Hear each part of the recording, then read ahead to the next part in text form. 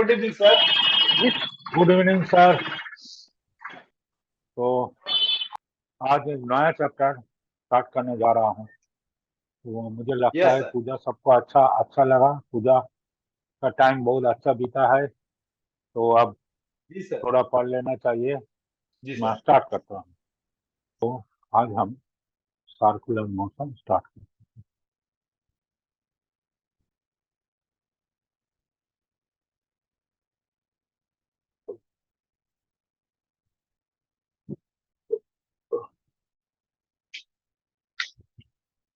तो circular motion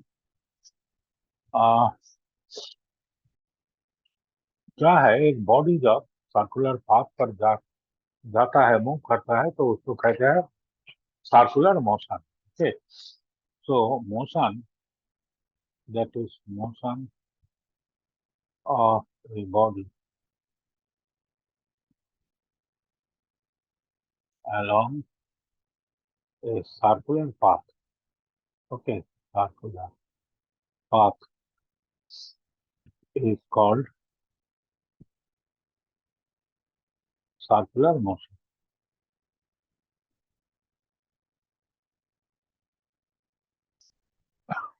तो मान लो कि एक बॉडी या एक पार्टिकल, हाँ, ए पोजीशन में था, अब बी में चला। तो ये जो आर्क लेंथ, ये actually change of position represent करता है, लेकिन इसको ही हम लोग लीनियर डिस्प्लेसमेंट लेते हैं। तो ये एंगल है थीटा और ये रेडियस है आर, ठीक है ना।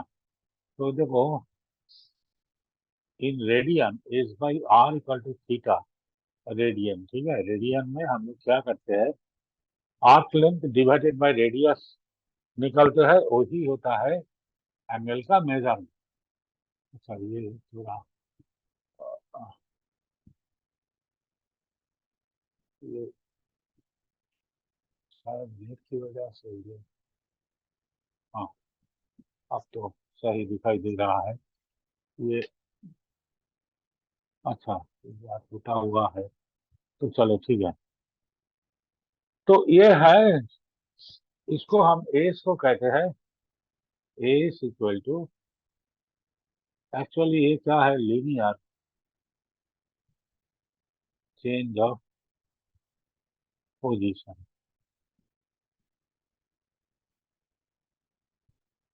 तो ये स्केलर है, हाँ, but if s is small then then s equal to, हम लोग इसको डिस्प्लेसमेंट ले सकते हैं, डिस्प्लेसमेंट। क्योंकि मान लो ये अगर यहाँ से इतना तक गया, ये डी अगर इधर है, तो ये बहुत छोटा सा डिस्प्लेसमेंट, इसका डायरेक्शन चेंज नहीं हो रहा है, तो ये डिस्प्लेसमेंट कह सकता है, ठीक है। तो हम लोग डिस्प्लेसमेंट को डेल्टा एस से लिखते हैं, ठीक है। तो इसको, ये अगर छोटा होगा तो इसको हम डेल्टा एस से लिखेंगे, डीएस से भी लिख सकते हैं। तो delta s by delta t, ये हो जाएगा थीटा, ठीक है ना। इसको हम delta theta, sorry, delta s by r equal yes to sir. Delta theta लिख सकते हैं, हाँ। तो delta s equal to r delta theta, इसको हम डेल्टा टी से डिवाइड करेंगे। तो या इसको हम डिफरेंशिएट करके भी लिख सकते हैं। तो इसको अगर हम डेल्टा टी से डिवाइड करेंगे तो ये हो जाएगा are delta theta by delta t. तो ये delta s by delta T velocity को रिप्रेजेंट करता है, और आर इसको हम ओमेगा लेते हैं, ठीक है, आर इंटू ओमेगा। तो भी रिप्रेजेंट वेलोसिटी, इसको इंस्टेंटेनियस वेलोसिटी भी कह सकते हैं, velocity of the particle, of the particle. And omega equal to angular velocity, angular velocity. क्योंकि एंगुलर स्पीड का कोई ऐसा कोई टर्म फिजिक्स में नहीं है। एंगुलर स्पीड किसी किताबों में एंगुलर स्पीड नाम की कोई चीज नहीं। तो ये हो गया। अब ये देखो, ये जो v है, v equals to r into omega, इसको अगर हम डिफरेंशिएट करेंगे तो delta v by delta t equals to r delta omega by delta t. तो ये जो delta v by delta t, ये हो जाएगा tangential acceleration r into alpha. तो ए टी को कहते हैं टेंजेंशियल टेंजेंशियल एक्सीलरेशन, और अल्फा को कहते हैं एंगुलर एंगुलर एक्सीलरेशन। तो ये है सब, ये तो सब वेक्टर बन गया। तो आप देखो, आ, ये जो मैंने इधर लिखा कि एस अगर छोटा है तब ये डिस्प्लेसमेंट डेल्टा एस डिस्प्लेसमेंट को रिप्रेजेंट करता है। तो वेक्टर में क्या होता है, देखो वेक्टर में हम लोग यही मिला था ना, in vector we get p plus q equals to q plus p. ठीक है। तो इसको समझाने के लिए मैं एक चीज बताता हूँ। मान लो पहले तुम चाय पी लिया, फिर मिठाई खाया, तो चाय का भी टेस्ट मिला, मिठाई का भी टेस्ट मिला। अब पहले मिठाई खा लो, फिर चाय पियो, मिठाई तो तुम्हारा मुंह को मीठा कर देगा, फिर चाय का टेस्ट नहीं मिलेगा, थोड़ा तीखा लगेगा। तो ये दोनों P plus q and Q plus P vector में सेम होता है, हर जगह में सेम नहीं होता है। ठीक है ना। तो इसको समझाने के लिए मैं आ, एक चीज करता हूँ। मान लो ये एक बॉडी है, इसको पहले मैं a vertical axis with respect to a vertical axis 90 degree rotate किया। ठीक है ना। फिर with respect to an horizontal axis इसको 90 डिग्री रोटेट किया। तो ऐसा होगा ना फाइनल पोजीशन। तो फिर ओरिजिनल पोजीशन में आ गया। पहले हम एक्सिस लिया था वर्टिकल में, तो वर्टिकल एक्सिस के हिसाब से इसको 90 डिग्री रोटेट किया। फिर हॉरिजॉन्टल एक्सिस, आप मान लो पहले हॉरिजॉन्टल एक्सिस लेते हैं, इसको ऐसे घुमाया। ठीक है ना। फिर वर्टिकल एक्सिस को लेके घुमाया, तो देखो ये पोजीशन आया। ठीक है ना। तो फिर दिखाता हूँ, पहले वर्टिकल, तो ये 90 डिग्री रोटेट किया, फिर हॉरिजॉन्टल ऐसा हो गया। ठीक है ना। ये लार्ज लेंथ रिमेन्स वर्टिकल। ठीक है। तो अच्छा, एक दूसरा चीज लेके करता हूँ, मुझे लगता है अच्छी तरह से दिखाई देगा। हाँ, इसको पहले हम वर्टिकल एक्सिस की वजह से इसको पहले रोटेट किया। ठीक है ना। फिर एक हॉरिजॉन्टल एक्सिस के हिसाब से रोटेट किया, तो ऐसा आ गया इसका पोजीशन। अच्छा, तो पहले अगर हॉरिजॉन्टल एक्सिस लेंगे, फिर वर्टिकल एक्सिस, देखो दोनों डिफरेंट पोजीशन आ जाता है। ये रेस्टिंग जी सर, एलिमेंट दोनों थीटा में, डिफरेंट आ रहा है। हाँ हाँ। हाँ टोटली डिफरेंट आया। तो ये क्यों? क्योंकि ये पहले वर्टिकल फिर हॉरिजॉन्टल, ये ऐसा हो गया, और पहले हॉरिजॉन्टल फिर वर्टिकल ऐसा हो गया। तो रोटेशन में क्या होता है, theta one plus theta two not equal to in rotation या रेवोल्यूशन। हाँ, रोटेशन और रेवोल्यूशन, अच्छा इसमें थोड़ा सा फर्क है। रोटेशन है, अगर ये चीज को ऐसे हम घुमाते चलेंगे, ये है रोटेशन। ठीक है।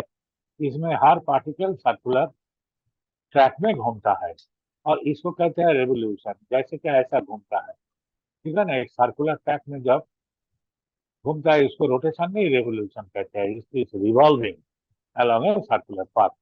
तो इन रोटेशन और रेवोल्यूशन, हाँ, theta one plus theta two not equal to theta two plus theta one.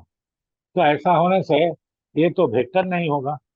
तो तो आ, आ, आ, also a certain amount of rotation or revolution is not a vector, क्योंकि वेक्टर होने से ये p प्लस क्यू, और जैसे कि हमने यहाँ से स्टार्ट किया फिर इधर गया, ये है p और ये है q, तो इधर हम पहुंच गया, और पहले हमने q किया फिर p, पहले ये q डिस्प्लेसमेंट किया फिर p, वो सेम जगह में हम लोग पहुंचते हैं। तो ये वेक्टर के लिए p plus q and q plus p are same, लेकिन ये रोटेशन में हम लोगों ने देखा ये दोनों को ऐड करने से, ये दोनों को ऐड करने से डिफरेंट पोजीशन आ जाता है, तो सेम नहीं है। तो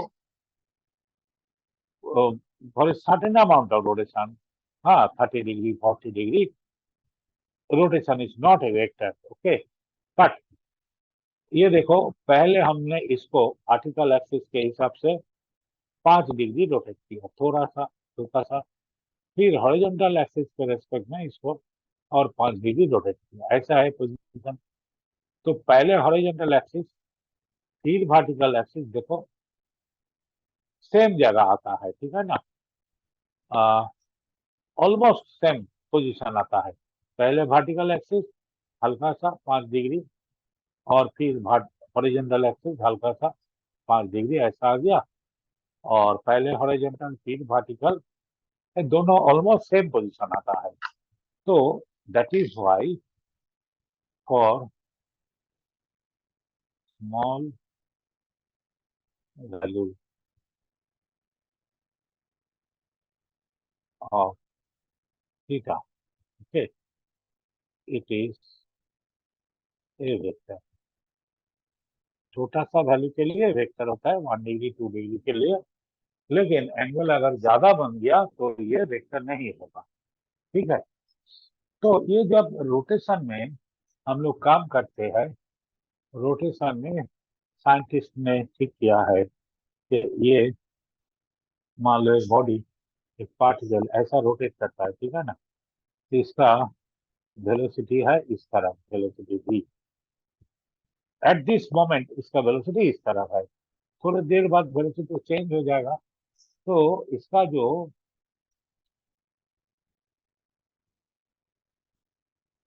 रोटेशनल वेक्टर को ऐसे हम लोग लेते हैं, ठीक है, ओमेगा थीटा अल्फा, तो इसका डायरेक्शन ऐसा माना जाता है, ठीक है ना।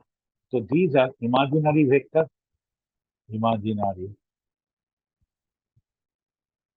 वेक्टर,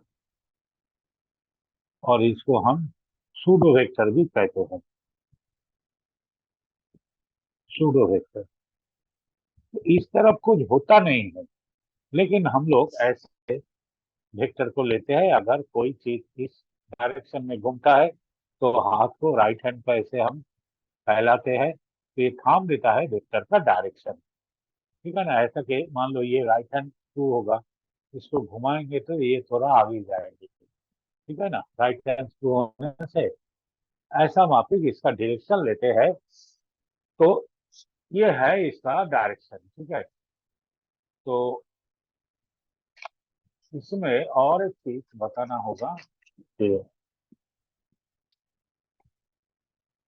हाँ, तो ये हम लोगों ने क्या देखा कि s by r equal to theta, यहाँ से आता है s equal to r into theta, और भी इक्वल टू, इसको डिफरेंशिएट करने से भी आ जाएगा आर इंटू ओमेगा, और टेंजेंशियल एक्सीलरेशन, क्योंकि ये सर्किल का टेंजेंट बराबर होता है, तो ये आर इंटू अल्फा आता है। तो अगर ये सब छोटा छोटा है तो इसको हम वेक्टर ले सकते हैं, तो वेक्टर लेने से इसको ऐसे लिख सकते हैं कि theta, sorry s equal to theta cross are. हाँ, कैसे कि देखो ये एक बॉडी का, ये यहाँ से यहाँ चला गया, ए से बी चला गया, ठीक है, तो ये होगा इसका थीटा, तो हम लोग तो थीटा को तो वेक्टर को ऐसे दिखाते हैं, तो ये और एस होगा ये, तो थीटा का डायरेक्शन ये है और एस का डायरेक्शन इस तरफ है। एस का डायरेक्शन देखो, ये थीटा से आर की तरफ क्रॉस करो। क्रॉस प्रोडक्ट में हम लोग कैसे करते हैं, याद है? क्रॉस प्रोडक्ट, क्रॉस प्रोडक्ट में ए क्रॉस बी, ये है ए और ये है बी, तो इसमें एंगल है, मान लो, अच्छा इसको हम अल्फा लेते हैं, तो ए क्रॉस बी क्या होता है? A cross B is perpendicular to both A and B, ये होता है ए क्रॉस बी। तो इधर देखो, ए इस तरफ है और ये थीटा, थीटा इस तरफ है और आर इस तरफ है। हाँ, थीटा इस तरफ है और आर इस तरफ है।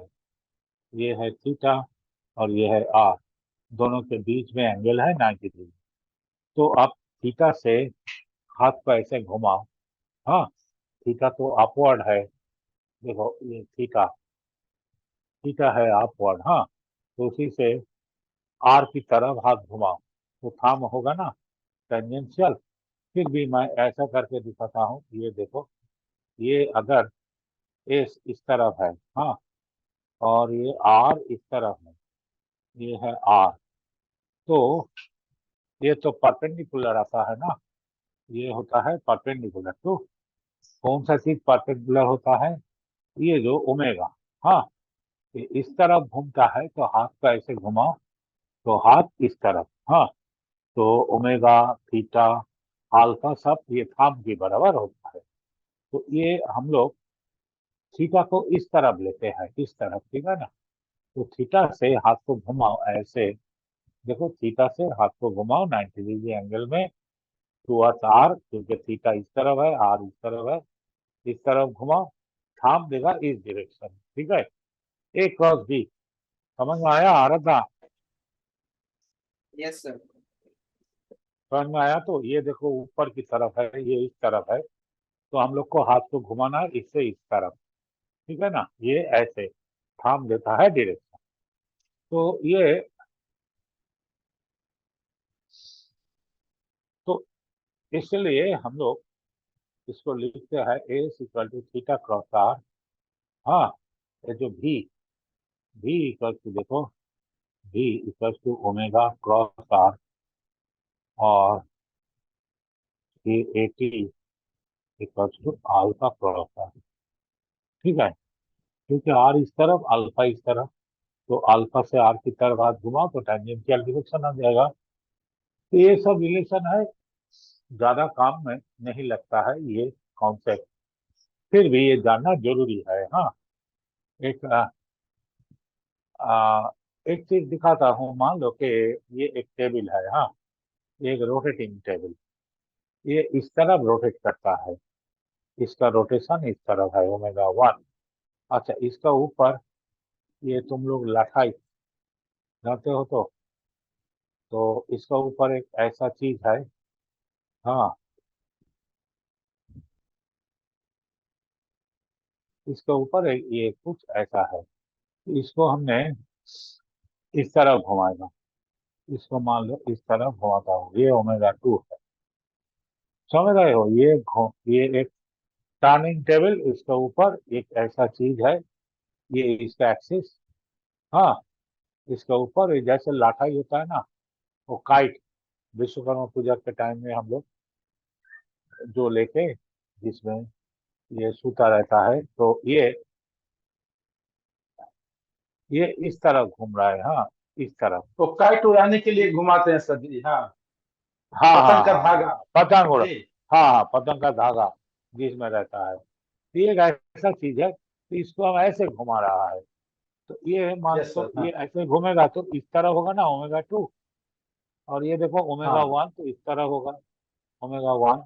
तो कोई एक टाइम में ये तो जब छोटा होता है एंगल स्पीड, तब तो ये थोड़े टाइम के लिए, जब टाइम बहुत कम होता है तब ये वेक्टर की माफिक काम करता है।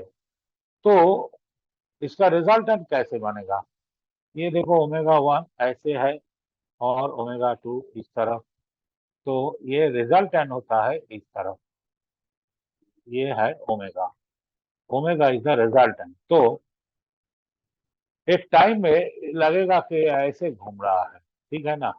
ये दोनों अगर घूमेगा, ये भी रोटेट कर रहा है, इसके ऊपर ये भी रोटेट कर रहा है, तो इसमें दोनों रोटेशन आ जाता है, एक टेबल के टर्निंग के वजह से और ये इसके वजह से, ठीक है ना। तो एक टाइम में लगेगा कि ये एक्सिस के बराबर ये घूम रहा है, ऐसा माफिक घूम रहा है, ठीक है ना। घूमने से जैसा रिजल्ट होगा ऐसा ही हो रहा है। तो कभी कभी ये काम पे आता है ये पिक्चर। पहले तो मैंने स्टूडेंट लोगों ने पूछा तो मैंने ये वो पतंग उड़ाने का ये जो चीज है इसको लेके स्टूडेंट लोग को बताया ऐसा हो सकता है। फिर देखा कि रेसलिंग हॉलीडे में भी ऐसा माफिक एक पिक्चर है, पुराना जो रेसलिंग हॉलीडे जी। है उसमें ऐसा माफिक एक पिक्चर है। तो मुझे लगा कि तो मैंने तो सही बताया। तो और हम लोग जब आगे बढ़ेंगे फिजिक्स लेके पढ़ेंगे तब ये सब आ जाएगा, ठीक है। अच्छा, तो आप ये देखो, ये रोटेशन का, ये रेवोल्यूशन का कुछ फॉर्मूला होता है, या रोटेशन कुछ भी कहो। एक पंखा घूम रहा है, मैंने स्विच ऑफ किया, ये 3 मिनट में पूरा रोटेशन ऑफ हो गया, ठीक है ना।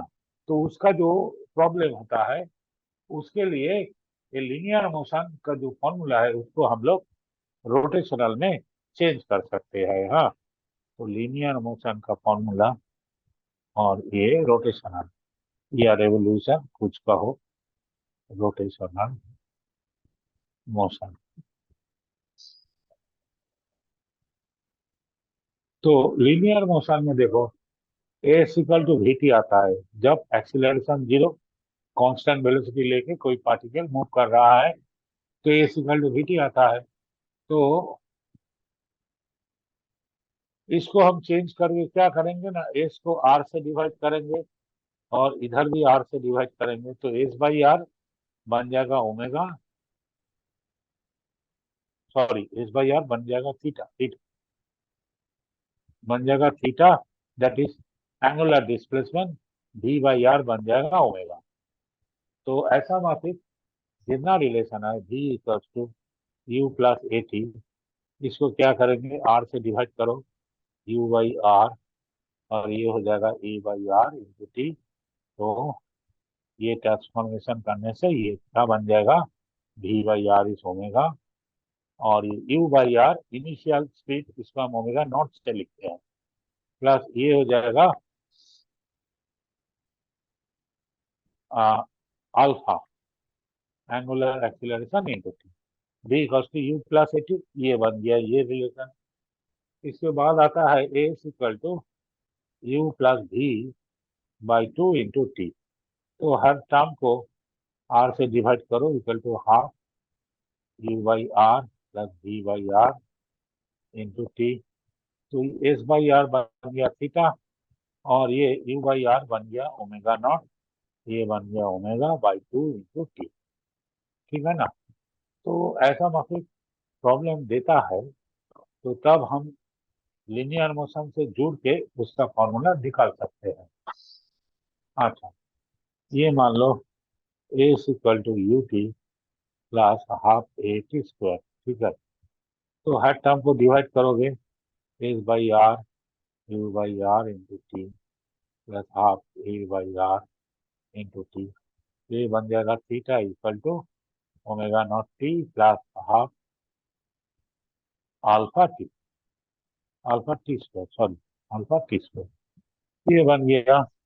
और एक फॉर्मूला है V square equal to A square plus twice A S, तो V by R whole square equal to U by R whole square plus twice A by are into S by R, R square से divide किया तो ये बन जाएगा omega square equal to omega nought square plus twice alpha theta, ठीक है। S को theta से रिप्लेस करो, ए को अल्फा से, ये ओमेगा नॉट ये भी। और एक फॉर्मूला है ना s n equal to you plus half a into two n minus one, ये डिस्प्लेसमेंट एन एस सेकेंड, ये सब डिवाइड करने से ये हो जाएगा theta n s equal to omega not plus half alpha into 2l-1। ठीक है, ये हो जाएगा। अब इसका कुछ प्रॉब्लम हो सकता है, मान लो कि बताया कि सही एक ऐसा कुछ प्रॉब्लम हो सकता है कि अल्फा दे दिया है कि 2 रेडियन पर सेकंड स्क्वायर। ठीक है, ओमेगा नॉट 0। तो ये कितना टाइम के बाद, हाँ, 2 पाई से फाइंड द टाइम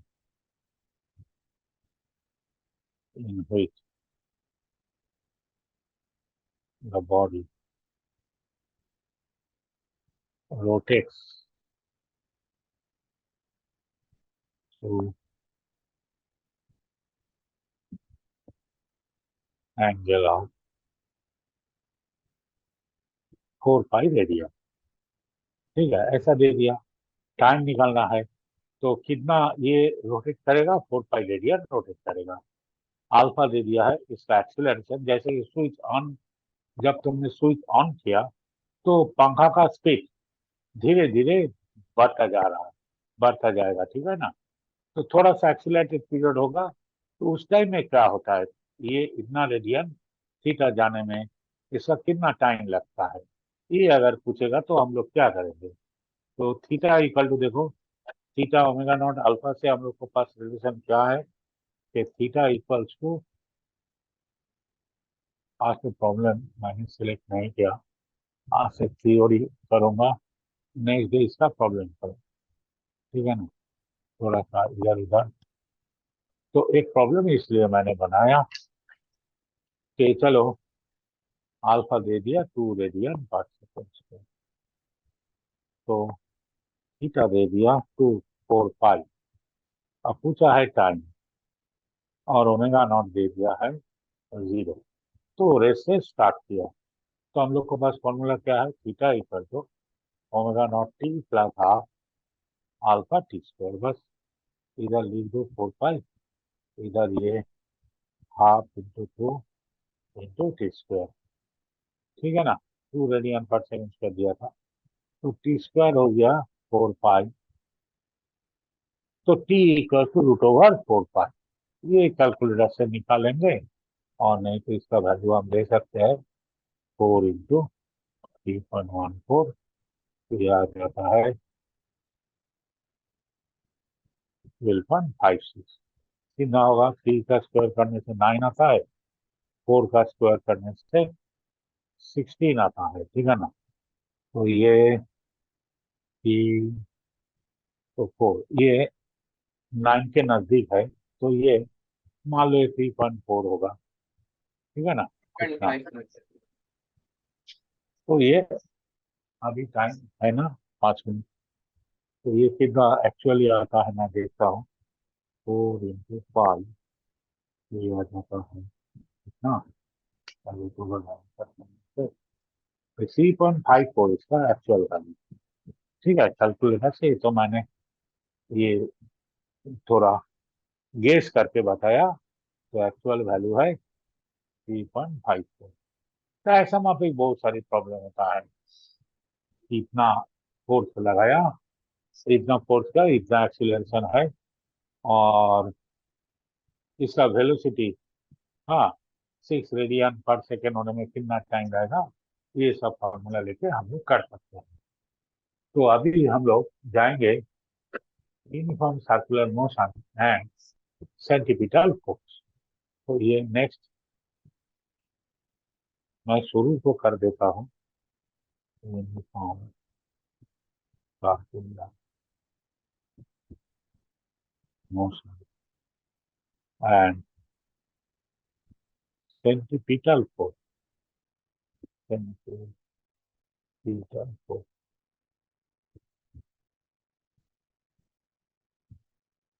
तो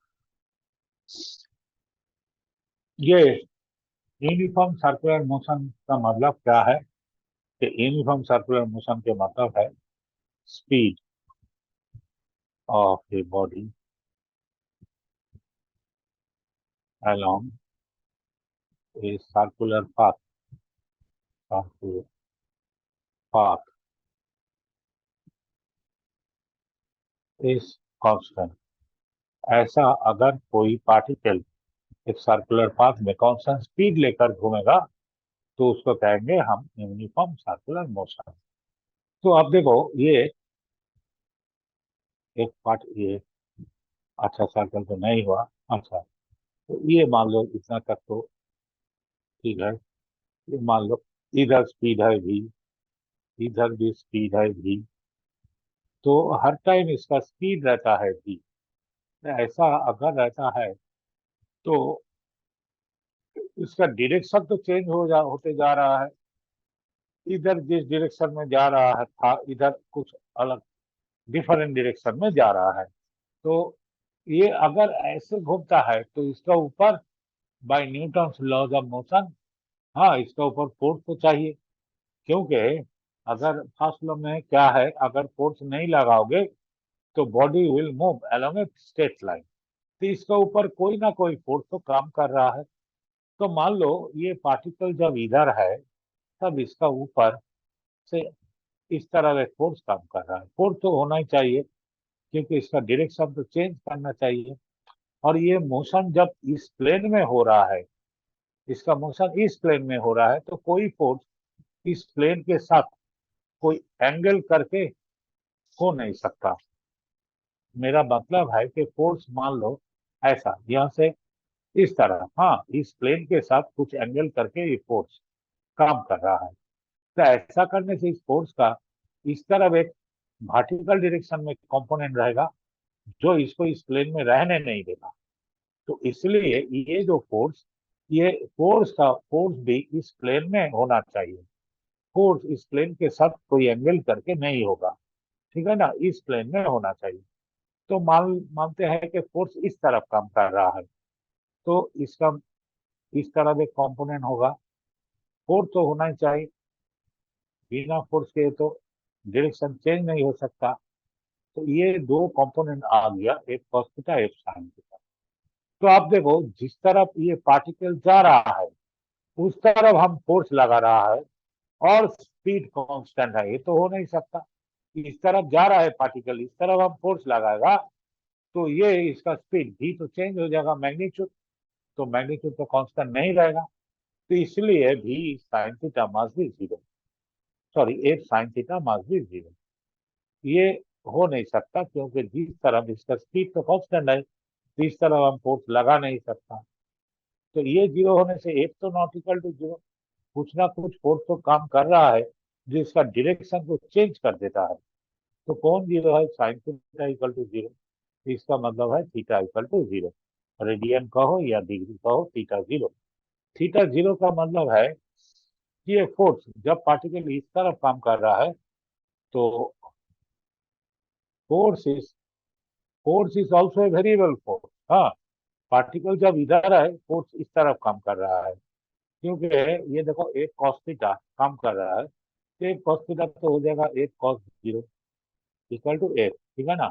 तो force is acting toward the centre of the circle, okay always. हाँ, A toward the centre of the circle. जैसे कि around the sun earth is moving, ये है सन। तो अर्थ रफली सर्कुलर पाथ में अर्थ घूमता है।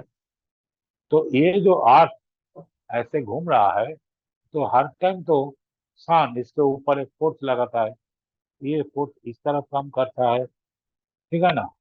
जब ये अर्थ इधर चला गया तो देखो फोर्स इस तरफ काम कर रहा है, ये ग्रेविटेशनल पुल। हाँ, ये जो ग्रेविटेशनल पुल ये इसका ये फोर्स सप्लाई करता है।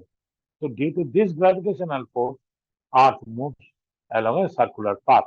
अगर ये फोर्स नहीं होता तो अर्थ यहाँ से सीधा चला जाता। तो ये जैसे कि हम लोग एक धागा में एक पत्थर को बांध कर ऐसे उंगली से घुमाता है ना, हाथ को घुमाता है, पत्थर इस तरफ सर्कुलर मोशन में। तो हर टाइम हम वो धागा से उस पत्थर को अपने तरफ खींचता है, ठीक है ना, तो इसलिए वो घूमता है।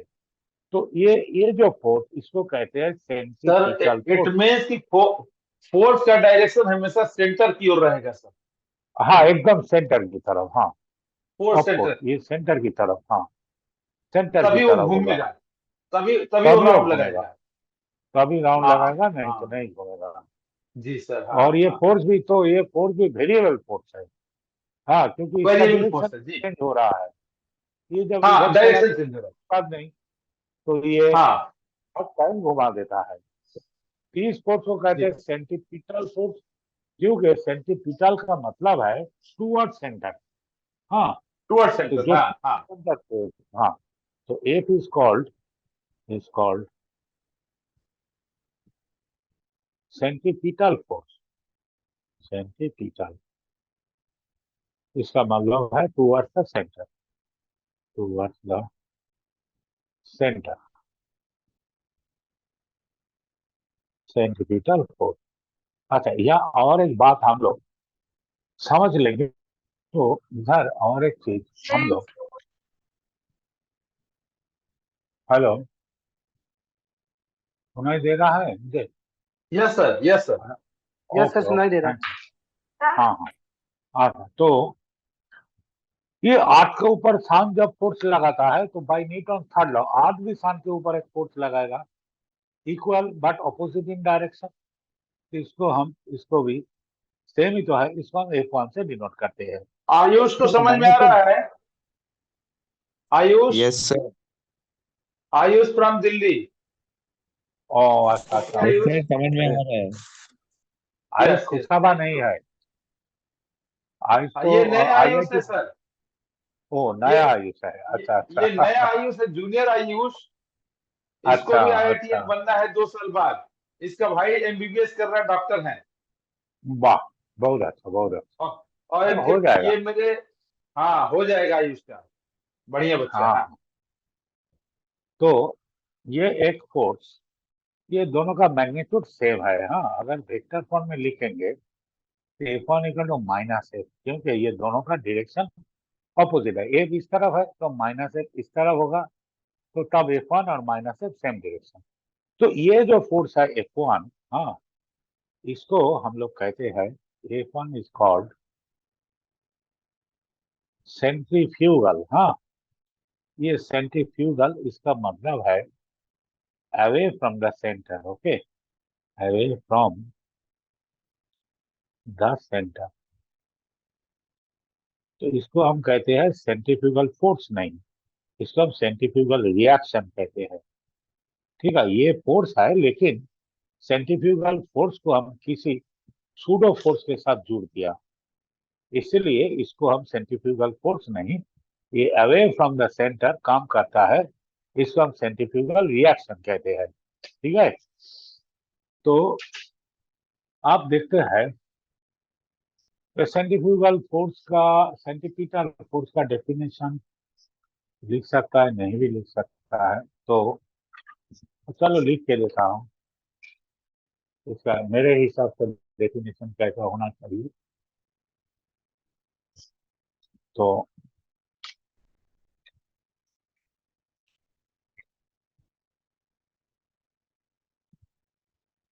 सेंट्रीपिटल फोर्स, हाँ, सेंट्रीपिटल फोर्स, तो ये हम डिफाइन ऐसे करते हैं कि when a body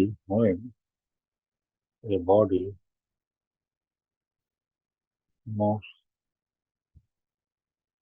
uniformly, इसका मतलब है स्पीड, इसका मतलब है speed equal to constant, speed equal to constant in a circular path, circular path, then due to its continuous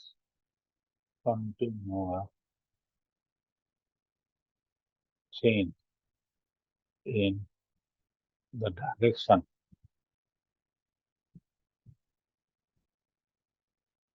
of velocity, ठीक है ना, इसका वेलोसिटी का डायरेक्शन कंटिन्यूअसली चेंज होता है।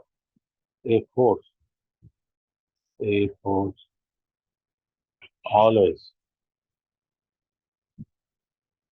acts toward the center of the circle, okay, toward the center of the circle.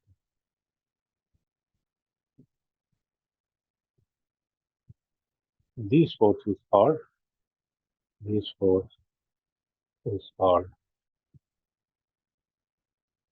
centripetal force. तो ये centimetre force कहाँ से मिलेगा?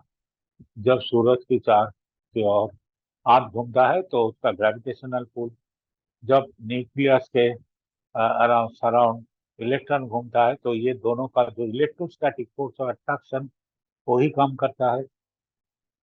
तो कोई ना कोई फोर्स तो देना ही पड़ेगा।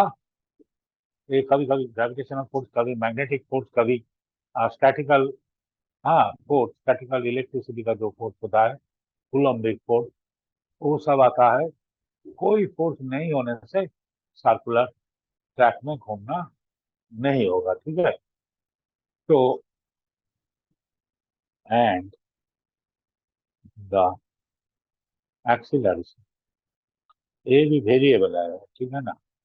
Acceleration create by this force is called centripetal acceleration. Centripetal acceleration.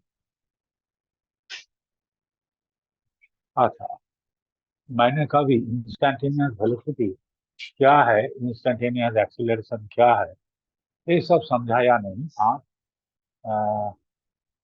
छोटा करके दिखाता हूँ, देखो बेटा। जब कोई चीज वेरी करता है तो उसका वैल्यू, इंस्टेंटेनियस वैल्यू निकालना चाहिए, ठीक है ना। इंस्टेंटेनियस का मतलब कि गाड़ी जा रहा है, जब घड़ी में जस्ट 10 बजे, ठीक उस टाइम में उसका वेलोसिटी कितना है। जब 10 बज के 5 मिनट हुआ तब उसका वेलोसिटी कितना है। वो जो पर्टिकुलर इंस्टेंट में उसका जो वेलोसिटी होता है उसको कहते हैं इंस्टेंटेनियस वेलोसिटी। तो इंस्टेंटेनियस वेलोसिटी को हम मेजर कैसे करेंगे? तो वो जब 10 बजने लगा है, 10 बजे के मान लो कि 1 सेकेंड पहले से 10 बजे के 1 सेकेंड बाद ये टोटल कितना डिस्प्लेसमेंट हुआ है, उसको हम 2 सेकेंड से डिवाइड करेंगे तो आ जाएगा एवरेज वैल्यू। तो टाइम को छोटा करना पड़ता है इंस्टेंटेनियस कोई वैल्यू को निकालने के लिए, ठीक है।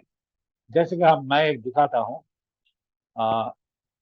कि मान लो एक बॉडी का इनिशियल स्पीड है u इक्वल टू से 20 मीटर पर सेकेंड और एक्सीलरेशन है से 2 मीटर पर सेकेंड स्क्वायर। तो पूछा है जब टाइम 10 सेकेंड हो जाएगा तो v कितना होगा, इसका वेलोसिटी कितना होगा। तो हम लोग जानते हैं v equal to u plus A t. तो u पुट कर दिया 20, ये पुट कर दिया 2 और ये टाइम 10, तो ये हो गया 40 मीटर पर सेकेंड। तो अब मेरा क्वेश्चन है कि अब अगला 1 सेकेंड में ये पार्टिकल क्या 40 मीटर जाएंगे? तो चेक करता हूं। तो इन नेक्स्ट 1 सेकेंड, हाँ, इट्स डिस्प्लेसमेंट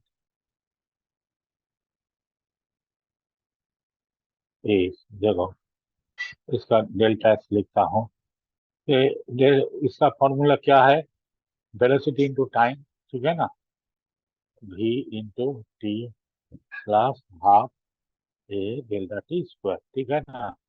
तो अब भी अब तो 40 मीटर हो गया, तो 40 into 1 plus half into 2 into 1 square. तो ये देखो, ये 1 सेकेंड में 40 नहीं, 40 से ज्यादा चला गया, 40 प्लस 1 तो 41 मीटर चला गया।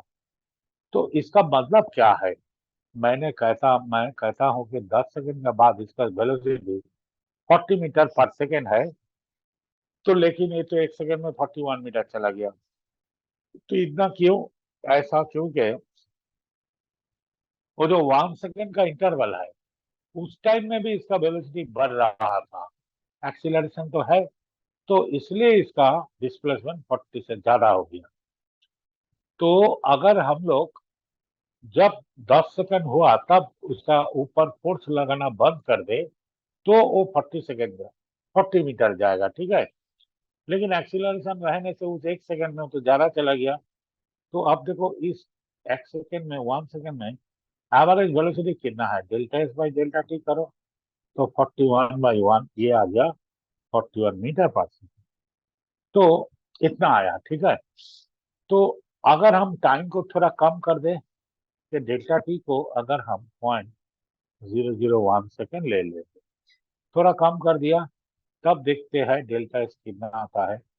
तो ये 40 into 0.001 plus half into 2 into 0.001 इसका स्क्वायर, ठीक है। तो ये तो हो गया 0.4, सॉरी ऐसा 0.40, ठीक है। इधर 40 बढ़ जाएगा, तो ये हाँ ऐसा होगा 0.04 होगा, एक हाँ, तो 0.04 होगा प्लस ये कितना होगा देखो, 1 2 3 4 5, इसके बाद एक 1, क्योंकि 3 + 3 6 के बाद पॉइंट आएगा।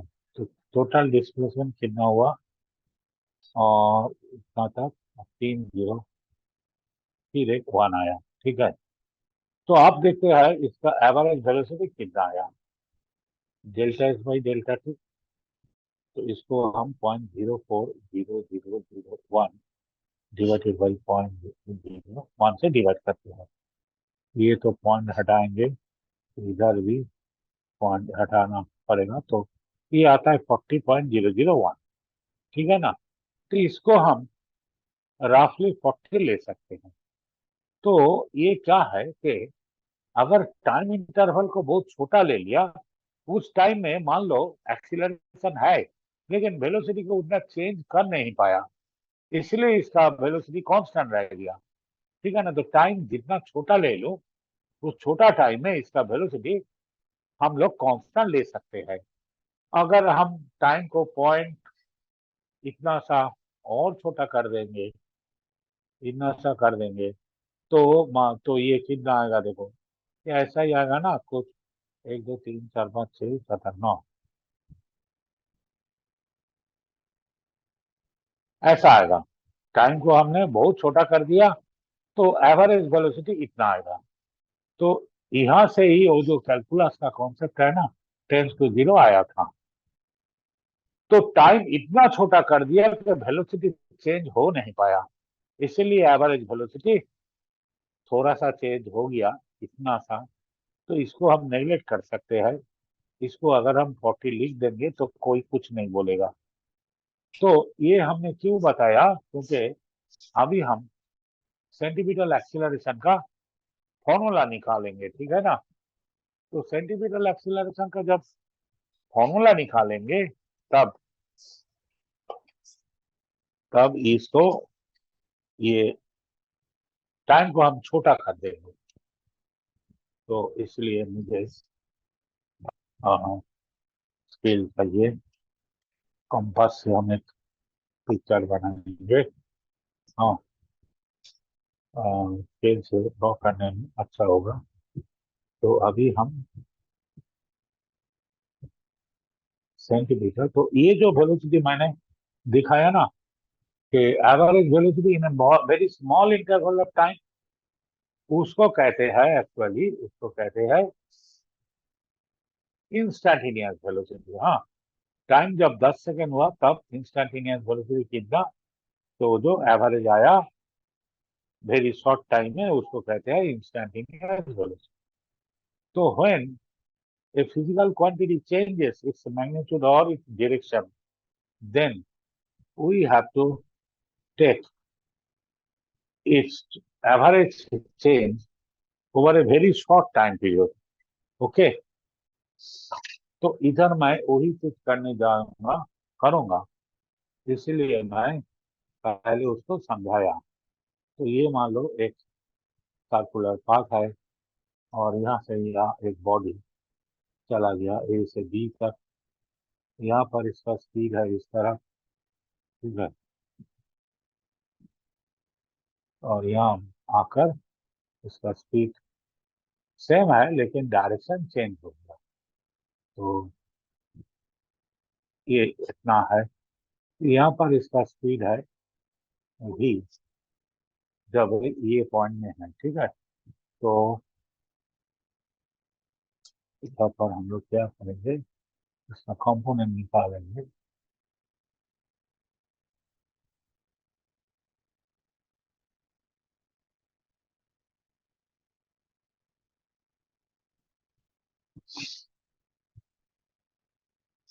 तो ये एक पार्टिकल, अच्छा हम लोग क्या करने जा रहा है, हम लोग सेंटीपिटल एक्सीलरेशन का मैग्नीट्यूड को निकालने जा रहा है। सेंटीपिटल एक्सीलरेशन, इसको पहले हम लोग निकालते हैं। तो अभी ये वेलोसिटी है इसका इस तरह, ये एंगल थीटा होने से ये एंगल भी थीटा होगा और ये एंगल भी थीटा होगा। तो ये हो जाएगा v cos थीटा और ये हो जाएगा v sin थीटा। तो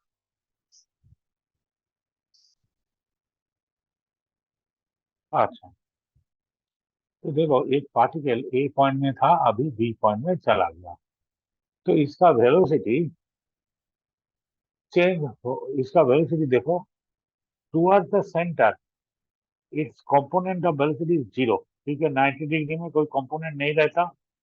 जब ये बी में चला गया तब देखो ये एओ का पैरेलल डायरेक्शन में इसका कंपोनेंट हो गया बी साइन थीटा, और ये जो ओरिजिनल डायरेक्शन इस डायरेक्शन में D cos delta theta, D cos theta आ गया इसका आ, इसका वैल्यू, ठीक है ना। तो as the centripetal acceleration acceleration changes its direction continuously, direction continuously.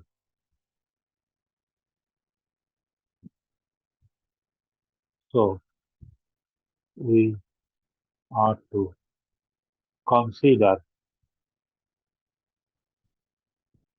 the instantaneous instantaneous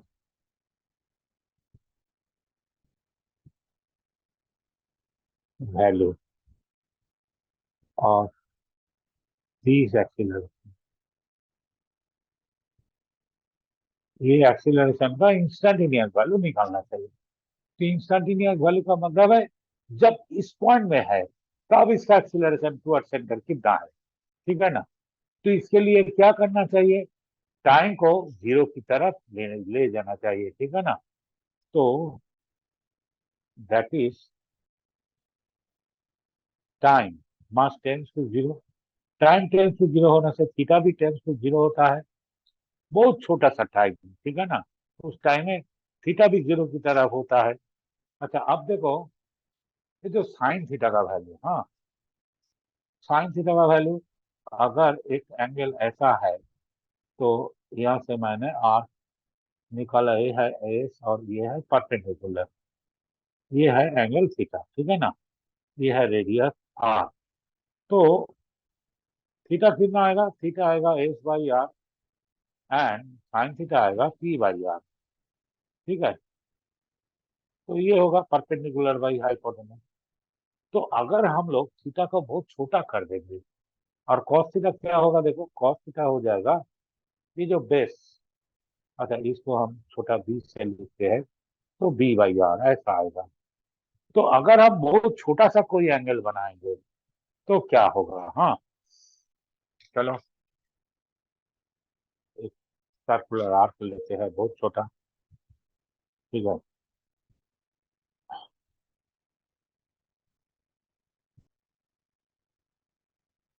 अच्छा, तो वहां से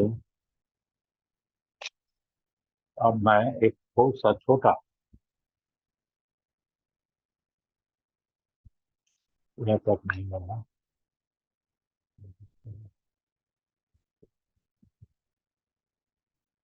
अब ये सर्कुलर आर्क है, इसका एक बहुत छोटा सा एंगल बनाते हैं हम।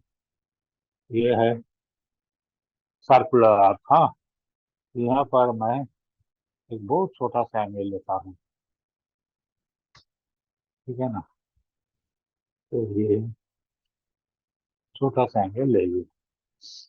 तो इस ये जो छोटा सा एंगल मैंने ले लिया, ये बहुत छोटा है थीटा। तो आप देखो, ये जो ये है एस, हाँ यहाँ से यहाँ तक। अगर तुम परपेंडिकुलर ड्रॉ करना चाहोगे तो ये सेम हो जाएगा, ठीक है ना। तो एस और पी, एंगल बहुत छोटा है ना, तो एस और पी इसमें शायद कोई फर्क नहीं होगा। तो एस इक्वल टू पी हो जाएगा ना, दिखाई दे रहा है इधर। इसको अगर हम इस पॉइंट को की तरफ लेता, इतना छोटा सा लेते, ये तो एस और पी में कोई डिफरेंस नहीं रहता, ठीक है ना। तो when theta is very small, then sine theta equal to, देखो ये है आर, तो sine theta is p by r. तो पी तो एस के बराबर है, एस बाई आर। तो ये बन गया थीटा रेडियन, ठीक है ना। और कॉस थीटा, ये जो बी है, बी तो आर के बराबर ही है, क्योंकि यहाँ से परपेंडिकुलर और ये सेम है। तो कॉस थीटा कितना हो जाएगा r by r equal to 1, ठीक है। तो अगर हमने टाइम को बहुत सा छोटा कर दिया तो भी कॉस थीटा बन गया भी, और ये जो भी साइन थीटा ये बन गया भी इंटू, ठीक है। तो इधर when the particle is at A, it has no velocity component towards O, but when it goes to B, where is B? B तो हमने थीटा को बहुत छोटा कर दिया, क्योंकि हम लोग इंस्टेंटेनियस निकालेंगे। तो यही पर है बी। ए से बी का डिस्टेंस होगा एक इलेक्ट्रॉन के रेडियस के बराबर। तो ये बी इधर है, तो जब इधर चला गया तब एक वेलोसिटी इसको बन गया। हाँ, ये कितना वेलोसिटी बन गया? v into theta. इस तरह एक वेलोसिटी है v इंटू थीटा, और इस तरह वेलोसिटी रह गया v। समझ में आया कि इसके टाइम को इतना छोटा कर दिया, छोटा करने से थीटा भी बहुत छोटा हो गया। तो ए से बी का डिस्टेंस बहुत कम है, तो जब बी में गया तो बी में टूवर्ड्स ए, जब पार्टिकल ए में था तब टूवर्ड्स ओ कोई वेलोसिटी नहीं था। जब बी में चला गया तो एक वेलोसिटी आया टूवर्ड्स ओ, उस magnitude is v into theta. और इस डायरेक्शन में वेलोसिटी भी है, वो भी रह गया, ठीक है ना। यस तो सर। तो ये जो वेलोसिटी आया, तो देयरफॉर देखो, acceleration equal to centripetal acceleration, okay, acceleration. अच्छा, किसने अच्छा कहा? हाँ, आनंद समझ में आया? हाँ सर। और तुमने आया। ही कहा? यस सर, मैं ही हाँ, बोला था। हाँ, और कोई नहीं है जिससे समझ में है आया? सर, बाकी लोग तो हैं। बाकी लोग है, उसको भी समझ में आया मुझे लगता है। ये मैं थोड़ा सा हटके सिखाता हूँ ये सब चीज अपने तरीका से। तो अच्छा, तो एक्सीलरेशन बन गया, देखो, चेंज ऑफ वेलोसिटी। अब भी थीटा इनिशियली 0 था, डिवाइडेड बाई टाइम, तो टी है। तो देखो, ए सी इक्वल्स टू भी इंटू थीटा बाई टी। तो भी इंटू थीटा हो गया कितना?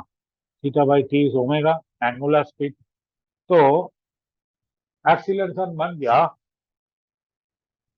ये जो टैंजेंशियल वेलोसिटी इंटू ओमेगा, ठीक है। और हम लोग को क्या मिला? भी इक्वल्स टू ओमेगा आर मिला, या omega equal to v by r लिख सकता हूँ।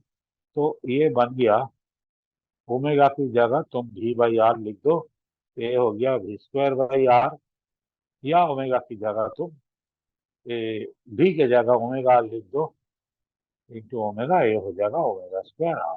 ठीक है। और मैंने तो कहा ए और बी के डिस्टेंस कितना है, एक इलेक्ट्रॉन के रेडियस की बराबर। तो ए वेलोसिटी टुवर्ड्स ओ है, ठीक है ना। और हम लोगों ने तो देखा centripetal force acts always toward the center. Therefore, its acceleration is also acting toward the center of the circular path. Okay, तो ऐसा हम लोग लिख सकते हैं as centripetal force acts towards the center। यहाँ से भी दिखाई दे रहा है as theta tends to 0 acts towards the center of the circle या circular path। Therefore, AC is also acting towards the center of the circular path. Again, as theta tends to 0, okay, AC is directed towards the center, okay, towards the same center, that is center of the circular path, okay। ये है concept. हाँ, देखो बेटा, physics में concept बहुत जरूरी है। हाँ, कहीं भी अगर कॉन्सेप्ट सही नहीं रहा तो वो मिसगाइड कर देंगे, ठीक है ना, स्टूडेंट लोग को, हर किसी को। इसलिए मैं ये कॉन्सेप्ट के ऊपर ध्यान दे रहा हूँ। क्यों थीटा टेंस टू 0 ले लिया, क्योंकि जो चीज कॉन्टिन्यूसली चेंज करता है उसको बहुत कम टाइम में उसका रेट ऑफ चेंज को निकालना चाहिए। जैसे कि वेलोसिटी निकालने के लिए, हाँ, बहुत कम टाइम में डिस्प्लेसमेंट निकालना चाहिए, क्योंकि डिस्प्लेसमेंट में टाइम हो जाएगा वेलोसिटी। जब एक्सीलरेशन निकालेंगे तो बहुत कम टाइम में उसका चेंज ऑफ स्पीड निकालेंगे, उसको टाइम से डिवाइड करेंगे तो आ जाएगा एक्सीलरेशन। तो ये है। तो अब हम तो सेंटीमीटर फोर्स वो कितना आएगा, जब हम सी लिखते हैं तो m v square by r या एम ओमेगा स्क्वायर आर, ठीक है। क्योंकि मास इनटू एक्सीलरेशन इनका फोर्स, तो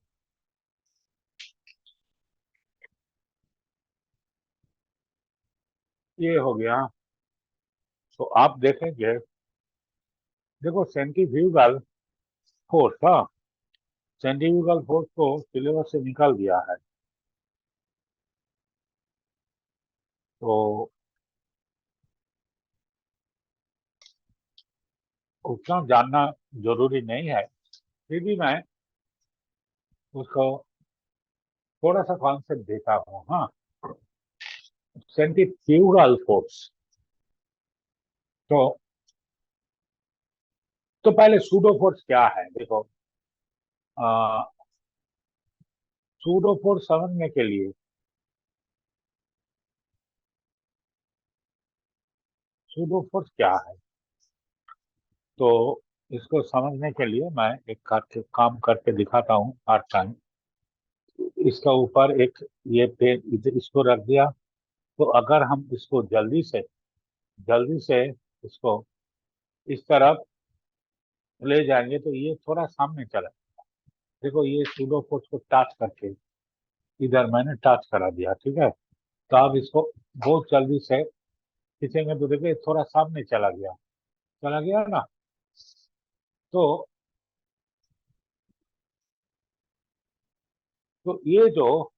ये क्यों सामने चला गया, अगर मैं इसका ऊपर बैठा रहा हूं तो ये मुझे दिखाई देगा कि ये सामने की तरफ चला गया। जैसे कि बस जब एक्सीलरेट करता है तो हम लोग पीछे की तरफ, हाँ, थोड़ा स्लैंड हो जाता है, ठीक है ना। हम लोग पीछे की तरफ क्यों, क्योंकि ये तो पैर इधर भाया फ्रिक्शन फोर्स तो मिल गया, इधर तो फोर्स मिला नहीं, तो इसलिए हम लोग ऐसे गिर जाता है, ठीक है। तो अगर हम सोचेंगे कि एक फोर्स हमको ऐसे गिरा दिया तो फोर्स होगा सूडो फोर्स। तो मान लो कि एक गाड़ी में, हाँ, ये एक गाड़ी है या लॉरी है, कुछ भी है, तो इधर एक ब्लॉक को रख दिया, अगर इसको हम एक्सीलरेट करेंगे तो विथ रेस्पेक्ट इधर अगर फ्रिक्शन नहीं रहेगा तो इसका भी इस तरह एक्सीलरेशन ए आ जाएगा। हाँ, क्यों आएगा, देखो बेटा, मैं इसको अगर पकड़ के रखूं, हाँ, फ्रिक्शन नहीं है तो इसके ऊपर तो कोई फोर्स नहीं काम कर रहा है, तो ये जो पेज के ऊपर ये है, इसको अगर हम हटाएंगे तो with respect to that page ये इस तरफ जाएगा ना। तो इसको अगर हम एक्सीलरेट करेंगे तो with respect to this page ये इस तरफ एक्सीलरेट होगा, क्योंकि इसको हम ऐसे दिखाई देगा, ठीक है ना। तो इसको अगर हम एक्सीलरेट करेंगे, इधर एक बॉक्स है, इसका ऊपर मैंने कोई फोर्स नहीं लगाया, तो ये फोर्स अगर फ्रिक्शन नहीं होगा तो इसके ऊपर तो कोई फोर्स नहीं आएगा, क्योंकि इसको तो हम एक्सीलरेट करते हैं, इसके ऊपर तो फोर्स कोई नहीं लगाया, तो ये तो अपने जगह में रहेगा, तो गाड़ी आगे चला जाएगा, तो विथ रेस्पेक्ट टू गाड़ी ये पीछे आ जाएगा ना, क्योंकि गाड़ी देख मान लो इधर चला गया, हाँ, ये इसका कोई दोष नहीं है, ये इधर चुपचाप बैठा रहा है, फ्रिक्शन नहीं है तो इसके ऊपर कोई फोर्स नहीं है, तो गाड़ी आगे चला जाने से गाड़ी मान लो ऐसे पोजीशन में चला गया। तो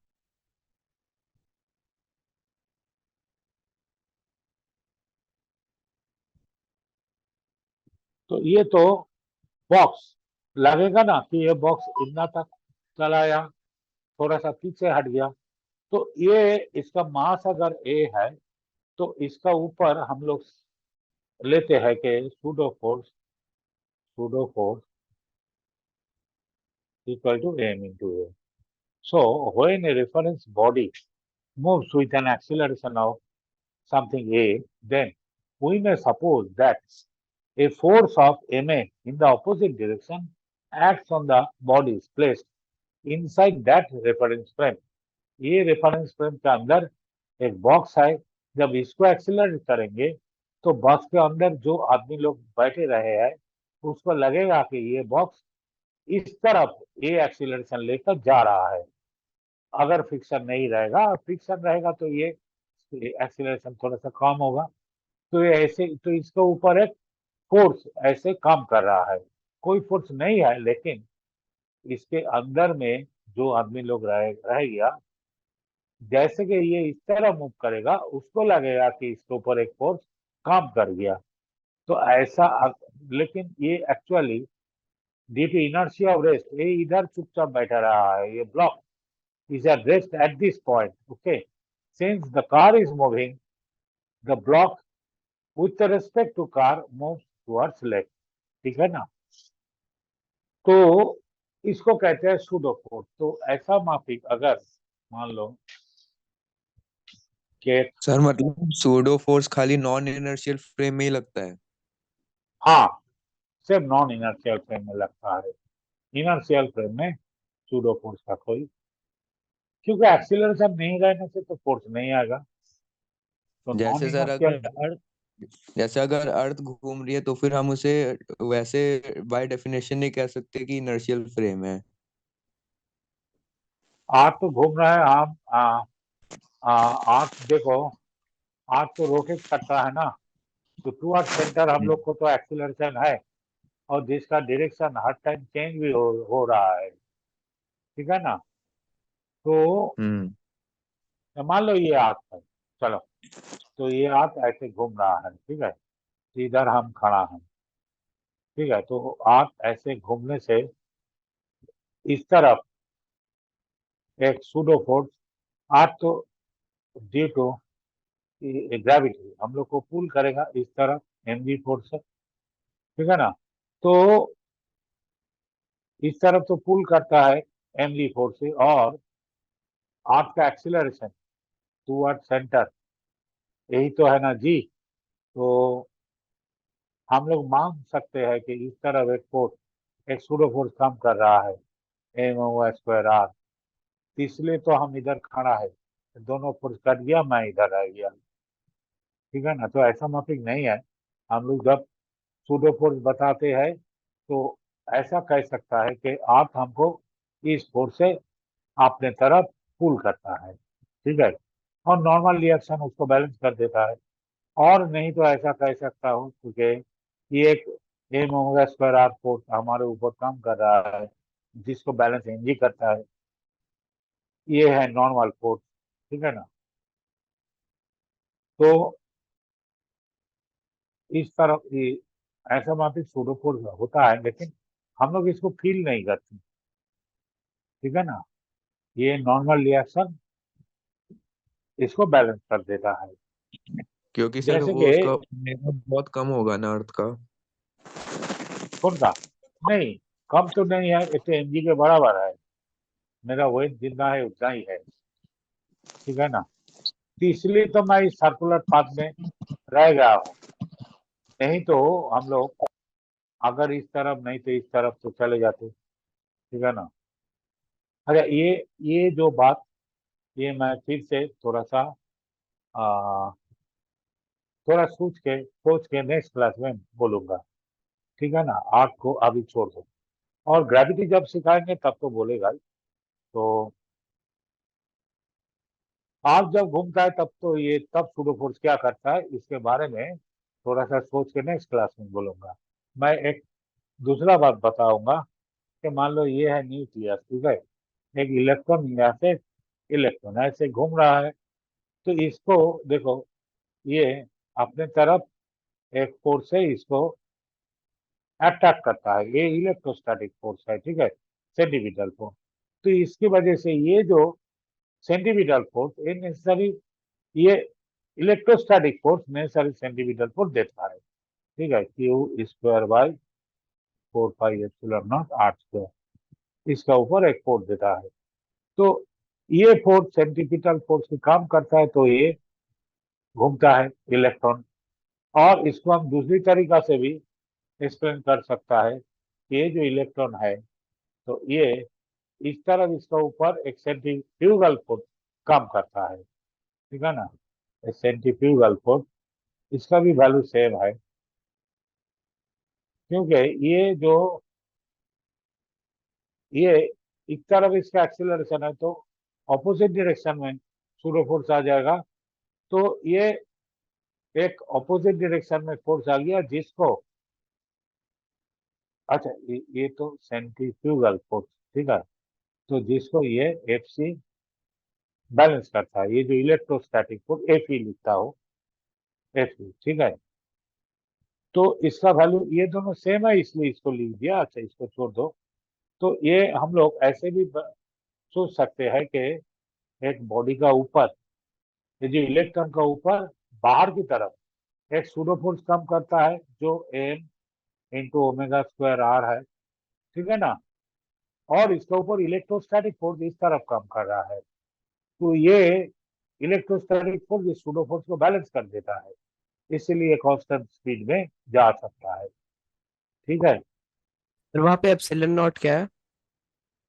ये कांस्टेंट है, ये जैसे कि ये फोर्स एक्चुअली फोर्स होना टू Q1 Q2/r², हाँ, तो यहाँ यस पर सर। जो कांस्टेंट है, इसको ऐसे 4πε0 ले लेता है, ऐसे लेने से कोई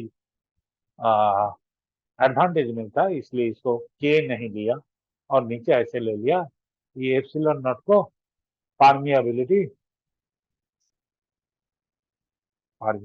या परमिटिविटी, इसको शायद परमिएबिलिटी कहते हैं। हाँ, ये दो चीज है, एक मैग्नेटिज्म में और एक इलेक्ट्रोस्टैटिक में, ठीक है ना। अच्छा वो मैग हाँ बोलो। Hello, yes sir.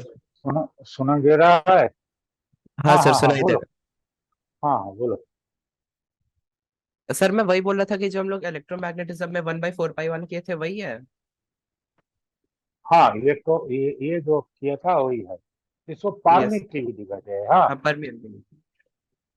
अच्छा। परमिटिविटी।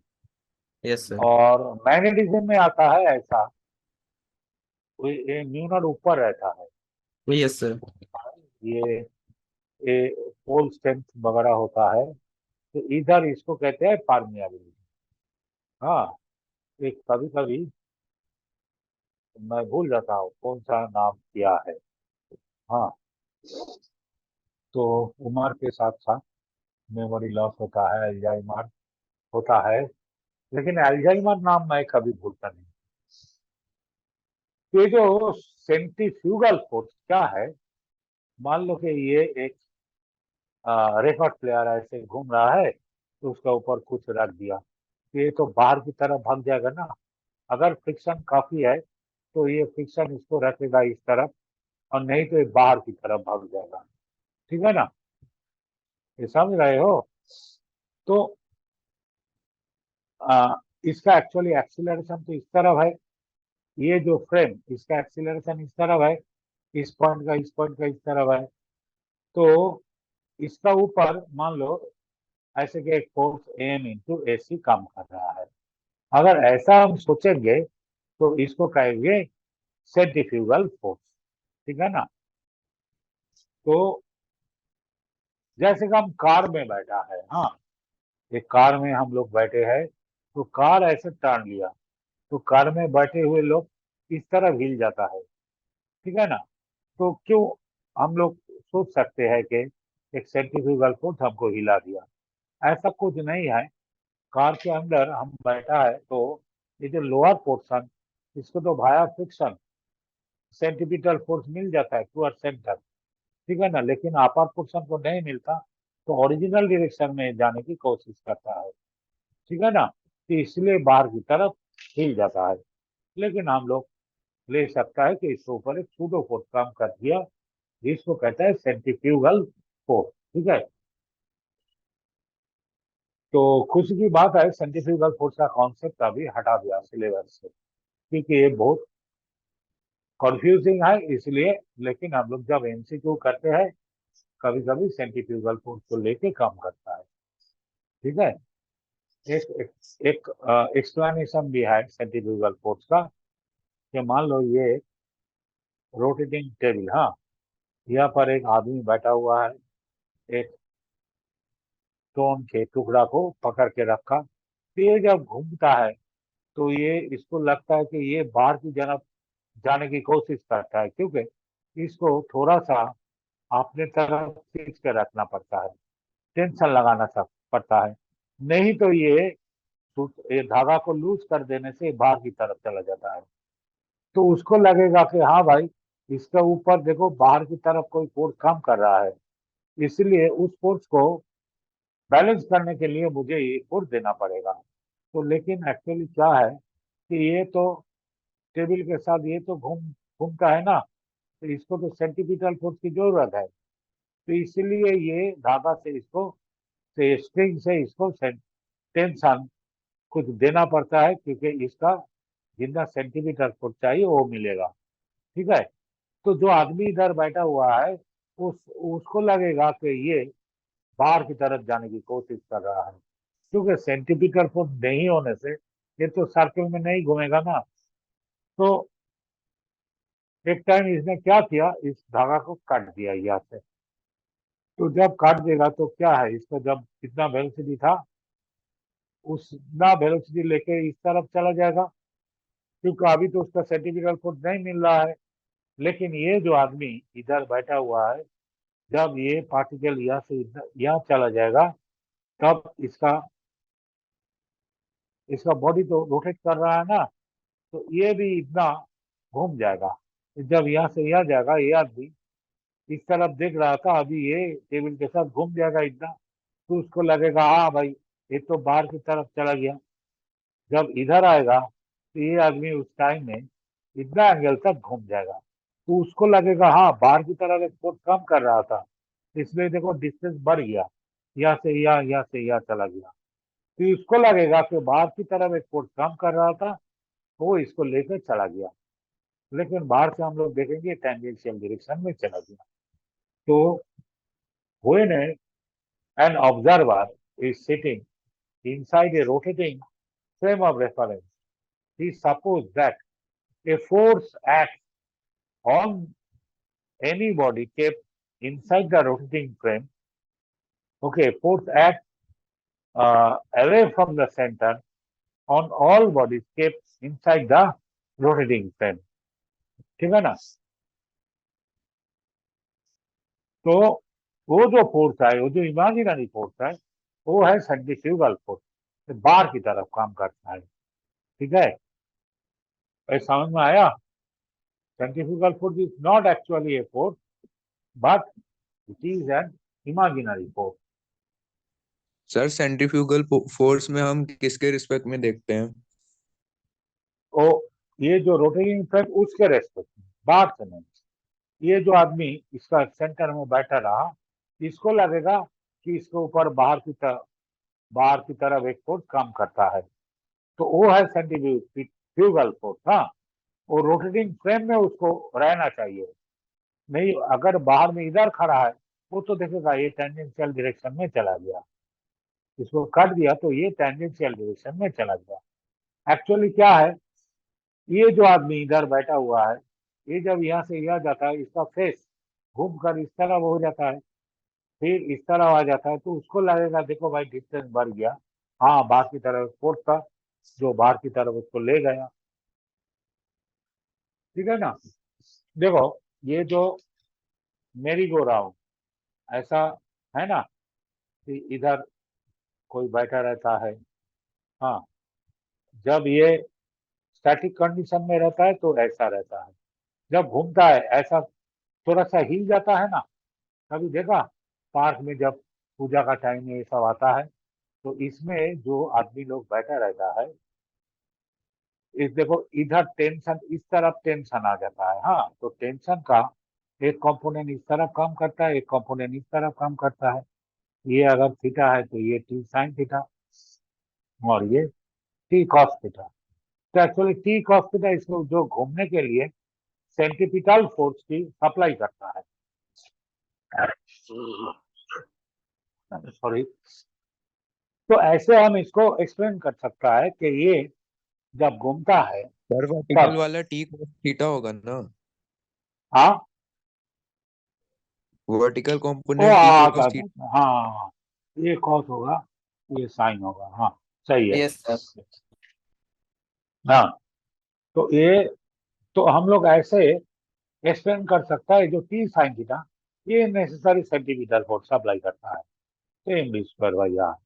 और हम ऐसे भी इसको एक्सप्लेन कर सकता है कि ये मान लो बॉडी ऐसे हिल गया, तो ये टेंशन कम कर रहा है इसका ऊपर, तो ये इस तरफ टी कॉस थीटा, इस तरफ टी साइन थीटा आ गया, तो और नीचे इसका वेट एम जी।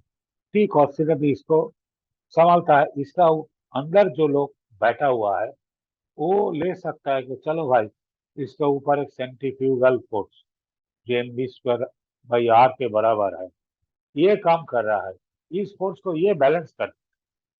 ठीक है ना?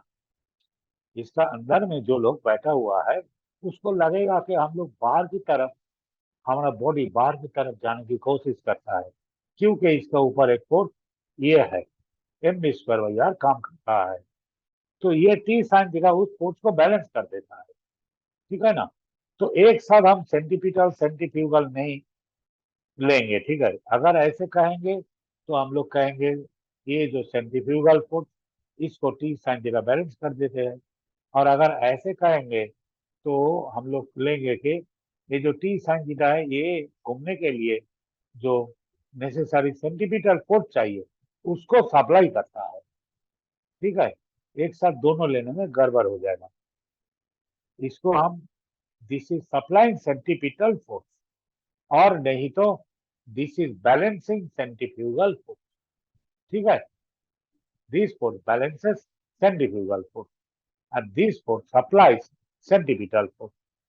ठीक है, सर तो एक और बार मेरा बोले। कहना है, हाँ, हम लोग अगर सेंट्रीफ्यूगल के बारे में नहीं सोचेंगे तो कहेंगे देखो भाई, ये अगर सर्कल में घूमता है तो इसके लिए सेंट्रीपिटल फोर्स की जरूरत है।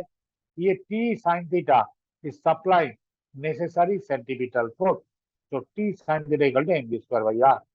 ठीक है, अगर हम सेंट्रीफ्यूगल से इसको एक्सप्लेन करना चाहेंगे तो बोलेंगे हाँ, ये बॉडी के ऊपर एक बार की तरह सेंट्रीफ्यूगल फोर्स काम कर रहा है जिसका मैग्नीट्यूड है mv स्क्वायर बाई आर, और ये टी साइन थीटा इसको बैलेंस करता है। ठीक है, यस सर, दोनों सेंट्रीफ्यूगल वाला तरीका ही ज्यादा सही इजी है। है। ये ज्यादा इजी लगा। Yes sir. तो सेंट्रीफ्यूगल अभी तो सेंट्रीफ्यूगल का कॉन्सेप्ट ओ निकाल दिया सिलेबस से। हाँ, हाँ, लेकिन अप्लाई तो एक कर सकते टाइम हैं था, सर अगर। हाँ अप्लाई तो कर सकते हैं। एक टाइम था जब आ, वो जो एग्जाम होता ना आईएससी या सीबीएसई का फाइनल, उधर यस। किसी ने सेंट्रीफ्यूगल फोर्स से, हाँ, किसी कॉन्सेप्ट को एक्सप्लेन किया तो उसको 0 मार्क्स देते, क्योंकि तब सेंट्रीफ्यूगल फोर्स को निकाल दिया। कुछ साइंटिस्ट ने कहा देखो भाई, इस सब बच्चे लोग को सेंट्रीफ्यूगल मत सिखाओ, ये इसका नॉलेज को गड़बड़ कर देगा, तो इसलिए सेंट्रीफ्यूगल फोर्स को निकाल दिया। तो फिर सेंट्रीफ्यूगल फोर्स को जोड़ दिया, क्योंकि ग्रेविटी में हम दिखाएंगे ग्रेविटी में आर जब घूमता है ना तो आर के ऊपर, हाँ वो चीज अभी दिखा सकता हूँ, चलो। ये मान लो आर्थ है, हाँ, ये सेंट्रीफ्यूगल फोर्स से बहुत इजी होता है, लेकिन सेंट्रीपिटल से बहुत टफ हो जाता है। तो ये क्या है, मान लो कि मैं इधर खड़ा हूँ, ठीक है, तो मैं तो आर जैसे घूमता है, मैं तो इतना छोटा सर्कल में घूमेंगे, तो ये है इसका रेडियस। ठीक है, इधर आर्थ का रेडियस ये है, तो ये एंगल है, इसको लैम्डा कहते हैं, लैटिट्यूड। तो इधर जब एक आदमी खड़ा रहता है तो इसका ऊपर एक centrifugal force m omega square smaller काम कर रहा है। ठीक है ना, एक force m omega square r smaller काम कर रहा है। हाँ, उधर मैं थोड़ा सा आ, जब सोचने लगा तो थोड़ा सा गड़बड़ हो गया था इधर। हाँ, इधर थोड़ा सा गड़बड़ हो गया था, इसको भूल जाओ, अभी इसको दिखाता हूँ। हाँ, ग्रेविटी में हम लोग ऐसे एक्सप्लेन कर सकते हैं कि ये इसका ऊपर सेंट्रीफ्यूगल फोर्स काम कर रहा है इस तरफ। ठीक है, तो ये फोर्स यस। का एक कंपोनेंट इस तरफ आएगा और एक कंपोनेंट इस तरफ आएगा, तो ये एंगल भी लैम्डा है, तो इधर आएगा m omega square are cos lambda. ठीक है, और ये आएगा m omega square r sine lambda. तो ये जो फोर्स है देखो, ये एनजी को थोड़ा कम कर देता है। हाँ, वो मैंने दो उधर थोड़ा गड़बड़ हो गया। हाँ, अभी मैं सही बता रहा हूँ कि ये जो m omega square are cos lambda, ये एनजी को थोड़ा कम कर देता है, तो नेट फोर्स होता है n g minus m omega square are cos lambda. ठीक है ना, समझ रहे हो, अच्छा, इतना फोर्स इक्वल नहीं है कम हो सर? जाता है। हाँ, नहीं इक्वल नहीं है, हम्म। इक्वल नहीं है, तो ये इक्वल नहीं है, उधर थोड़ा सा मेरा गड़बड़ हो गया। कभी कभी होता है, फिजिक्स है ना, ये बहुत कॉन्सेप्ट वाला चीज है। तो अब देखो, इसके वजह से जी का वैल्यू हम लोग लेते हैं थोड़ा सा कम हो जाता है, तो इसको हम एम जी डैश से लिखते हैं, m g dash equal to m g minus m omega square are cos lambda. ठीक है, अब देखो, ये जो ए एंगल भी लैम्डा है ना, तो r by r equal to cos lambda, तो r equal to r cos lambda, ठीक है। तो mg dash equal to mg minus m omega square r cos square lambda, square हो गया, एक लैम्डा था और एक आ गया। Yes sir, yes sir. अच्छा अच्छा, यह देखो एक बात कह देता हूँ कि ये तो वेट को कम कर देता है। इसका काम क्या है? इसका काम है कि ये एक पत्थर इधर से तुम फेंको, ये इधर नहीं जाएगा, थोड़ा सा इधर हट के आएगा, ठीक है ना। एक ओलोन ओलोन से हम लोग लेते हैं ना, ओलोन से वर्टिकल लाइन जो वो जो राजमिस्त्री जो वॉल बनाता है वो सब ओलोन से काम करता है ना। तो एक बहुत बड़ा ओलोन अगर लगाओ, ये आर्क सरफेस है, तो यहाँ से जियोमेट्रिकली ड्रॉ किया, तो यहाँ से एक ओलोन अगर तुम इसको झुलाओगे तो वो थोड़ा सा इस तरफ चला जाएगा ड्यू टू दिस फोर्स, ठीक है ना। यहाँ से तुम एक पत्थर को फेंकोगे, ये टूअर्ड सेंटर नहीं जाएगा, थोड़ा सा m omega square r sine lambda की तरफ थोड़ा सा भाग जाएगा, ठीक है। तो सर ये साइन वाला कंपोनेंट की वैल्यू तो बहुत कम होगी ना? हाँ बहुत कम है। हाँ। अच्छा देखो, तो यहाँ से तो एम कट गया, तो G dash equal to G minus omega square are cos square lambda है, ठीक है। तो आप देखो एट इक्वेटर यहाँ पर ही तो इसका इफेक्ट सबसे ज्यादा है, क्योंकि कॉस लैम्डा का वैल्यू सबसे ज्यादा है। तो at equator lambda equal to 0 degree, ठीक है। तो G dash equal to G minus omega square R. हाँ, ये जो ओमेगा स्क्वायर आर इसका value roughly 3 centimetre per second square, that is 0.03 metre per second square. हाँ, इसका वैल्यू यह रहा है मुझे, ये इतना आता है। तो एक आदमी का वेट थोड़ा सा कम हो जाता है इसकी वजह से, ठीक है। ये है सूडोफोर्स, तुम इसको सूडोफोर्स, मैंने तो सूडोफोर्स से समझाया। अगर इसको रियल फोर्स से करेंगे तो बहुत बहुत दिक्कत होगा, ये मैथमेटिकली निकालना बहुत टफ हो जाता है, ठीक है। तो लेकिन मतलब सर सूडोफोर्स से बहुत इजीली होता है। हाँ इक्वेटर बोलो। पे थोड़ा सा वेट कम हो जाता है इसकी वजह से, हाँ, इसकी वजह से थोड़ा सा कम हो जाता है। और पोल और की देखो तरफ जाएंगे लैम्डा तब? एट पोल में जाओगे, एट पोल पोल में तो लैम्डा इक्वल टू 90 डिग्री होता है। तो लैम्डा 90 डिग्री होने से देखो ये क्या हो जाता है, जी डैश इक्वल टू जी होता है, ठीक है ना। क्योंकि कॉस लैम्डा कॉस 90 तो जीरो, यस सर। तो हाँ। वह पोल में तो उसका रेडियस ही जीरो हो गया, तो वो फोर्स नहीं आए। तो क्या है, जब आर्थ जब आर्थ बना, पहले तो आर्थ ये जो आर्थ का अंदर जो वो क्या है ना, थोड़ा मोल्टेन मेटल रहता है, जो उसको क्या कहता है, वो कभी मैग्मा। कभी बाहर आ जाता है ना, वॉल्केनो, राइट, वॉल्केनो यस से सर। बाहर आ जाता है।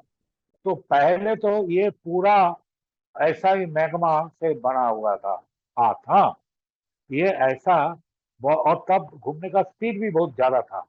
ये 12 आवर में, अभी तो 24 आवर लगाते हैं, तब 8 आवर 12 आवर 16 आवर्स में एक पाक एक घूम जाता है, ठीक है ना। रोटेशन का स्पीड बहुत कम था, सॉरी बहुत ज्यादा था, तो स्पीड में रोटेट करता था। 12 आवर वन रोटेशन के लिए 12 आवर या 16 आवर लेते थे। तो क्या होता देखो, इधर तो सेंट्रीफ्यूगल फोर्स का, इधर सेंट्रीफ्यूगल फोर्स कम करता, तो इसलिए ये क्या हुआ, इधर थोड़ा सा छोटा हो गया, इधर थोड़ा सा बड़ा हो गया।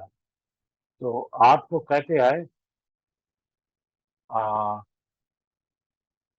आपको ऐसा मापी, इधर थोड़ा सा छोटा हो गया, इधर थोड़ा सा बाल्की हो गया, ठीक है ना। इसको ऑब्लेट स्टेरॉइड कहते हैं। यस आर्ट का सर। जो शेप है ना, इसको कहते हैं ऑब्लेट स्टेरॉइड। तो इसलिए देखो यहाँ का लेकिन रेडियस भी कम हो गया। सर अर्थ खुद भी तो वो सन के अराउंड घूम रही है, तो उससे वो अर्थ पे और एक और नहीं लगेगा सेंट्रीफ्यूगल हाँ, फोर्स? उसमें एक फोर्स आता है, आर्ट तो शाम की चारों ओर घूमता है, इसलिए उतना ज्यादा नहीं होता है। क्योंकि एक क्वेश्चन कभी कभी देता है, ये देखो, ये दिन में तो मैं इधर हूँ, ठीक है ना। तो सन हमको इस तरफ फोर्स लगाता है, और जो इधर है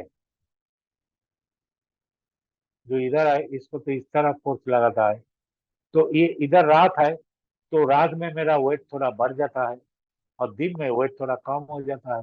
हो सकता है ना, क्योंकि यस सर। शाम तो इस तरह पुल करता है।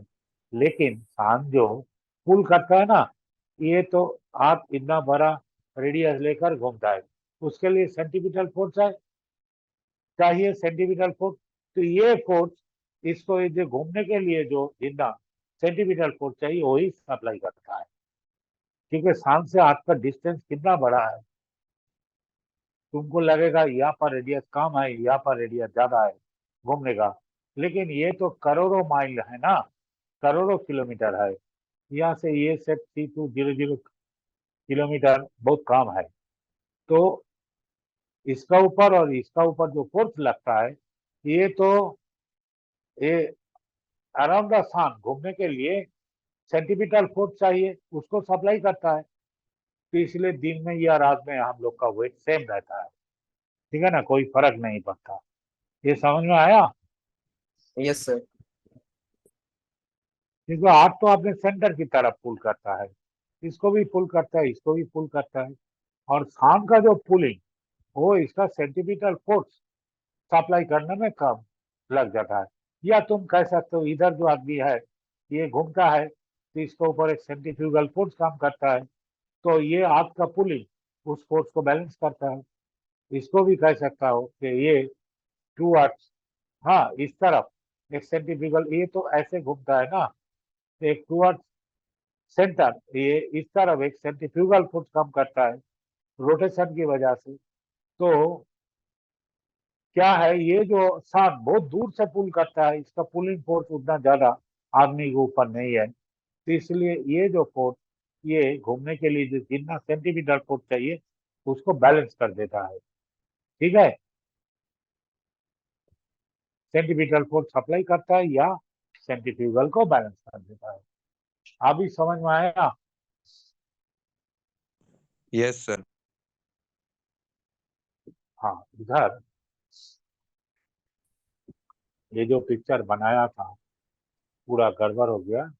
ये इधर देखो, इधर आदमी को खड़ा कर दो, बाहर की तरफ से सेंट्रीफ्यूगल फोर्स होगा, लेकिन वो बहुत कम है। हाँ, एक क्वेश्चन आता है, आप कितना जोर से घूमने से यहाँ पर जो आदमी खड़ा है उसका ऊपर नेट फोर्स 0 होगा।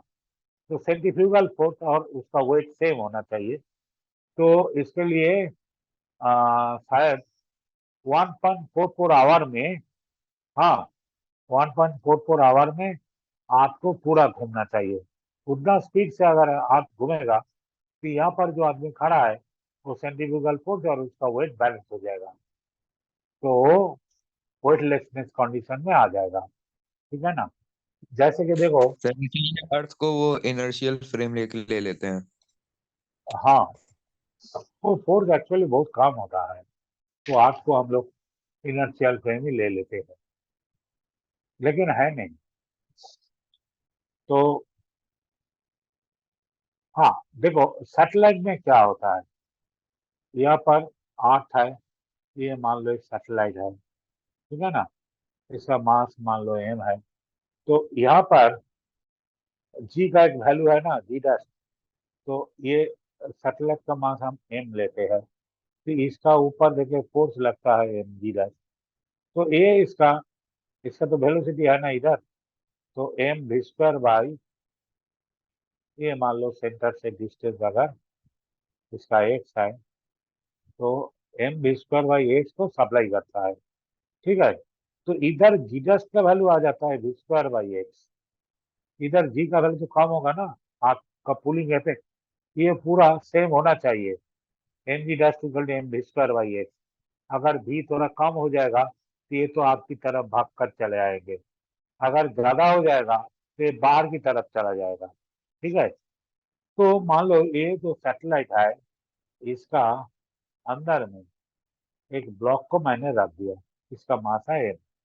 तो सैटेलाइट का बेस, इसका ऊपर एक नॉर्मल रिएक्शन n लगाएगा, यहाँ पर एक बॉक्स है, इसका ऊपर n काम कर रहा है, और mg डैश इसका ऊपर फोर्स काम करेगा ना, mg डैश, ठीक है।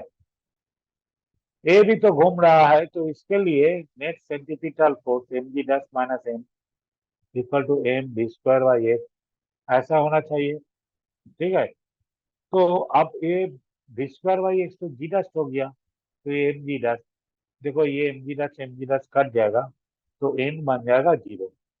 इसका मतलब है कि सैटेलाइट के अंदर जो आदमी या कोई चीज जिसको मैंने रखा हूं, ये फ्लोर के ऊपर 0 फोर्स देता है, क्योंकि इसका वेट तो बैलेंस हो गया, इसका वेट तो सेंटीपिटल फोर्स बनाने में पूरा खर्च हो गया, तो वेट कहाँ से आएगा? तो ये वेटलेसनेस कंडीशन में है, ठीक है ना। इसका वेट है, लेकिन वो हम लोग फील नहीं कर सकता। वेट है का मतलब क्या है? देखो, अगर तुम सैटेलाइट से एक लाइट फेंकोगे, ये लाइट तो इस तरफ सीधा चला जाएगा, क्योंकि लाइट का तो मास नहीं होता। तो यहाँ से तुम टॉर्च लगाओगे तो ये इस तरफ जाएगा, लाइट फेंकोगे तो इस तरफ चला जाएगा, ये तो घूमेगा नहीं ना, ऐसे तो घूमेगा नहीं लाइट, क्योंकि उसका मास नहीं है। इसका मास है, वेट है, इसलिए ये सर्कुलर ऑर्बिट में घूम रहा है, ठीक है ना। इसका वेट है mg डैश, लेकिन ये वेट पूरा सेंटीपिटल फोर्स बनाने में काम कर दिया, तो फिर ये नॉर्मल रिएक्शन कहाँ से आएगा, ठीक है। तो इसकी वजह से सैटेलाइट में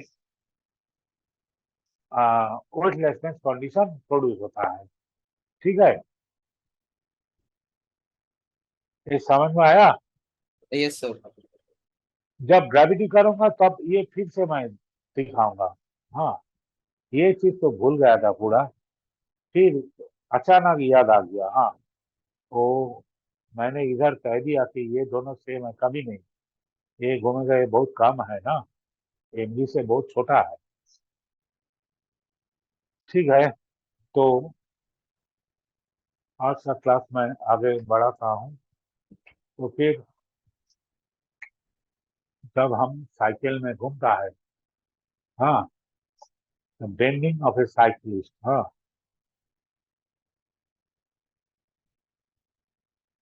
अच्छा, तुम लोग का जो क्वेरी था, क्या था सर? तुम लोग जो पूछ रहा था, वो उसका आंसर मिल गया? Yes sir. हाँ, थोड़ा बहुत हमसे पूछ रहा था, मुझे लगता है अभी आंसर मिल गया, ठीक है ना। तो bending of cyclist in a circular path, circular path में साइक्लिस्ट जो के सॉरी मोटरसाइकिल में जाएगा, तो हिल जाएगा, ठीक है ना। एक मान लो एक रोड ऐसे बेंड है, ठीक है, इधर एक साइकिल, तो मैं साइकिल को ड्रॉ नहीं कर सकता, तो ये है मेरा साइकिल, ठीक है। अगर मान लो तो साइकिल है, नहीं मानोगे तो साइकिल नहीं है, ये साइकिल है, ठीक है, मान लो यही है मेरा साइकिल। तो ये इधर देखो, इसका वेट, तो पूरा सिस्टम का weight इधर से काम कर रहा है। अच्छा, इसका ऊपर ये रोड का जो नॉर्मल रिएक्शन, इस पार्टिकल के साथ थीटा एंगल में हिल गया, ऐसा, ये एंगल भी थीटा। तो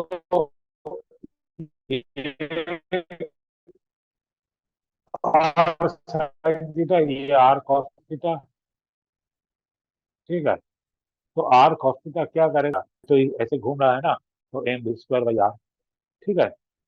तो ये दोनों को डिवाइड करोगे तो r cos theta by v, तो बी स्क्वायर बाई आर भी आ जाता है, सर फ्रिक्शन ठीक है। फ्रिक्शनलेस रोड है क्या? नहीं, फ्रिक्शन है, फ्रिक्शन नहीं होने से तो साइकिल गिर जाएगा, ये इधर स्लिप कर जाएगा। अब फ्रिक्शन के बात जब कहा है तो फ्रिक्शन को मैं दिखाता हूँ। एक्चुअली ये जो फोर्स, ये आर नॉर्मल रिएक्शन कैसे इस तरफ आया, ये मैं दिखाता हूँ। एक्चुअली इधर क्या है, नॉर्मल रिएक्शन इधर से काम करेगा और ये तो इस तरफ स्कीट करने की कोशिश करेगा, तो इस तरफ फ्रिक्शन काम करेगा एक, ठीक है। तो ये जो आर कॉस थीटा है ना, अच्छा इसका ऊपर एन भी, तो ये r cos theta actually n, तो एन क्या करता है, एन तो एन जी के बराबर है। और ये जो फ्रिक्शनल फोर्स एफ, जो म्यू एन मैक्सिमम, तो ये देता है, अच्छा पहले m v square by r लेता, ठीक है, ये m v square by r. तो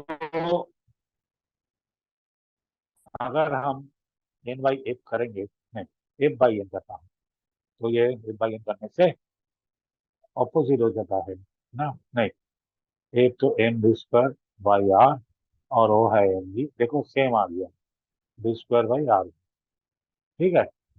तो ये फ्रिक्शनल फोर्स, तो हम धीरे धीरे साइकिल चला रहा हूँ तो ये मैक्सिमम नहीं आएगा। अगर मैं बहुत जोर से चलाऊंगा तो ये एफएस आ जाएगा। ये देखो ये स्टैटिक फ्रिक्शनल फोर्स है, क्योंकि इस तरफ कोई मोशन नहीं है ना। एक बॉडी जब कहाँ मिलेगा छोटा सा बॉडी, हाँ ये है, देखो ये जब ऐसे जा रहा है, ऐसे जा रहा है, तो इस तरफ तो कोई मोशन नहीं है। इस तरफ मोशन नहीं होने से कौन सा आएगा, काइनेटिक या स्टैटिक। ये तो ऐसे साइक्लिस्ट इस तरफ जा रहा है, देखो इस नॉर्मल डायरेक्शन में इसका कोई मोशन नहीं है, ठीक है ना। तो ये एफएस होगा मैक्सिमम, ठीक है। तो f s by n equal to v square by r g, तब ये मैक्सिमम हो जाएगा या आर मिनिमम हो सकता है, और v square by r minimum ये हो सकता है। तो ये हो जाएगा ना mu f equal to v max square by r जी।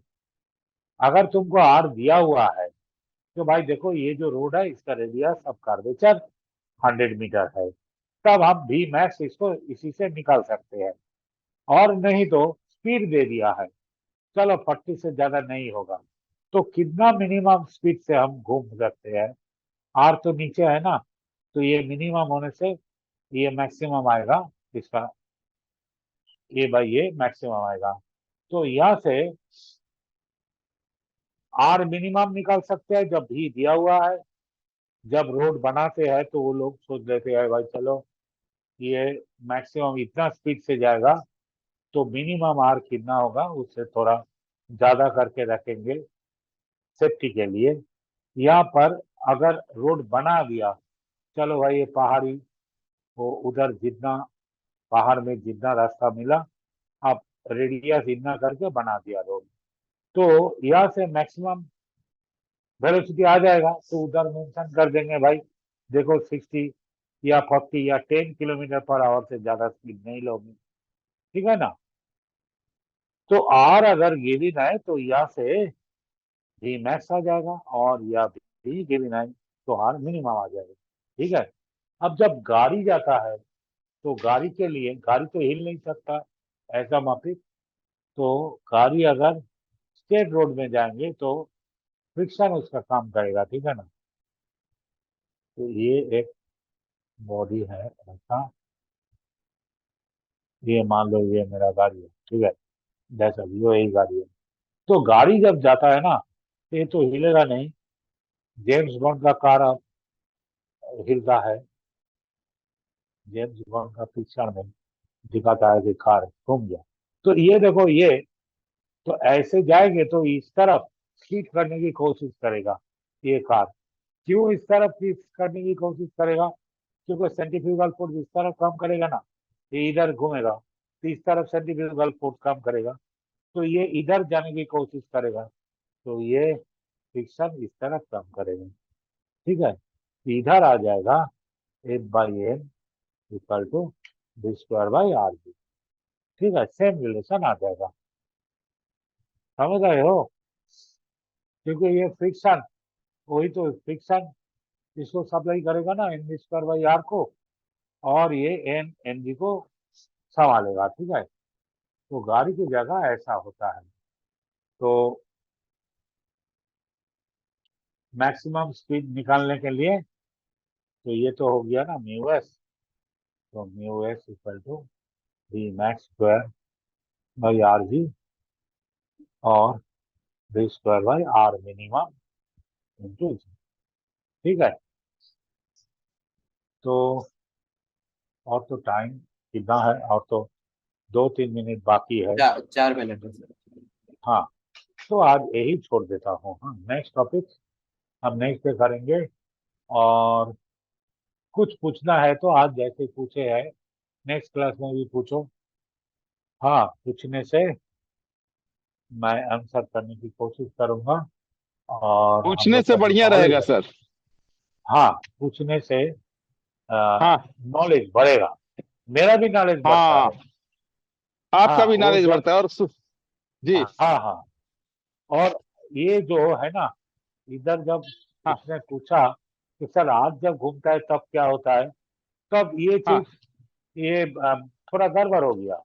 हाँ, हाँ इसलिए मैंने कहा हाँ मैं सोच के बताऊंगा।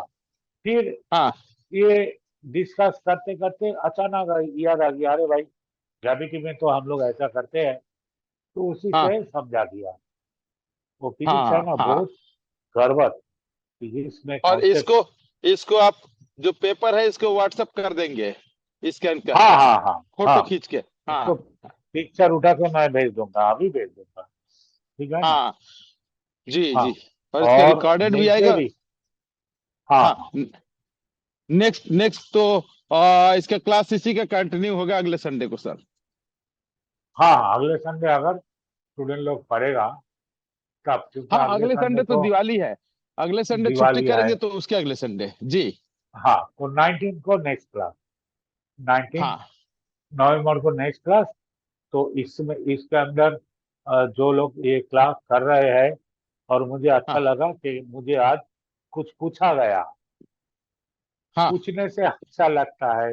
अरे भाई कोई तो क्लास कर रहा है, कोई तो फॉलो कर रहा है। ठीक है ना? हाँ तो जी। मुझसे नहीं। नेक्स्ट हाँ, क्लास में भी क्वेश्चन पूछो, अच्छा लगेगा।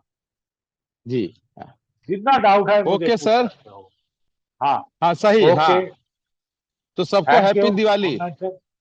हाँ हाँ, हैप्पी गु- दिवाली और टू ऑल। व्हाट्सएप पे कोई भी डाउट पूछ जी। सकते हैं ना, अगर कोई फिजिक्स में है हाँ, तो। एकदम एकदम व्हाट्सएप ए, में पूछ सकते हो। आयुष मेरा आयुष, तुम नंबर, जो भी पूछना हो सर से पूछ लेना अलग से। हाँ हाँ, कोई भी पूछ सकता है। सेवन ठीक है zero sir. Four four five कुछ भी कभी भी वन पूछना हो सर से पूछ लो आयुष। ओ वन नंबर सर सेवन दे रहे नाइन हैं। टू हाँ 7044514792। ठीक है, ये और व्हाट्सएप में तो मेरा नंबर दिखाएगा। ठीक है, व्हाट्सएप हम्म, कर सकते हो, करोगे तो अच्छा लगेगा। मैं जी हेल्प करने के रेडी हूँ, लेकिन कोई हेल्प रेडी। नहीं मांगता। तो जी। हाँ मुझसे पूछोगे तो मुझे अच्छा लगेगा। अगर कोई प्रॉब्लम में अटक जाओगे तो मुझे भेजो। हाँ, एक साथ 200 प्रॉब्लम अगर भेज दोगे तो मैं व्हाट्सएप से भाग जाऊंगा, ऐसा नहीं यार।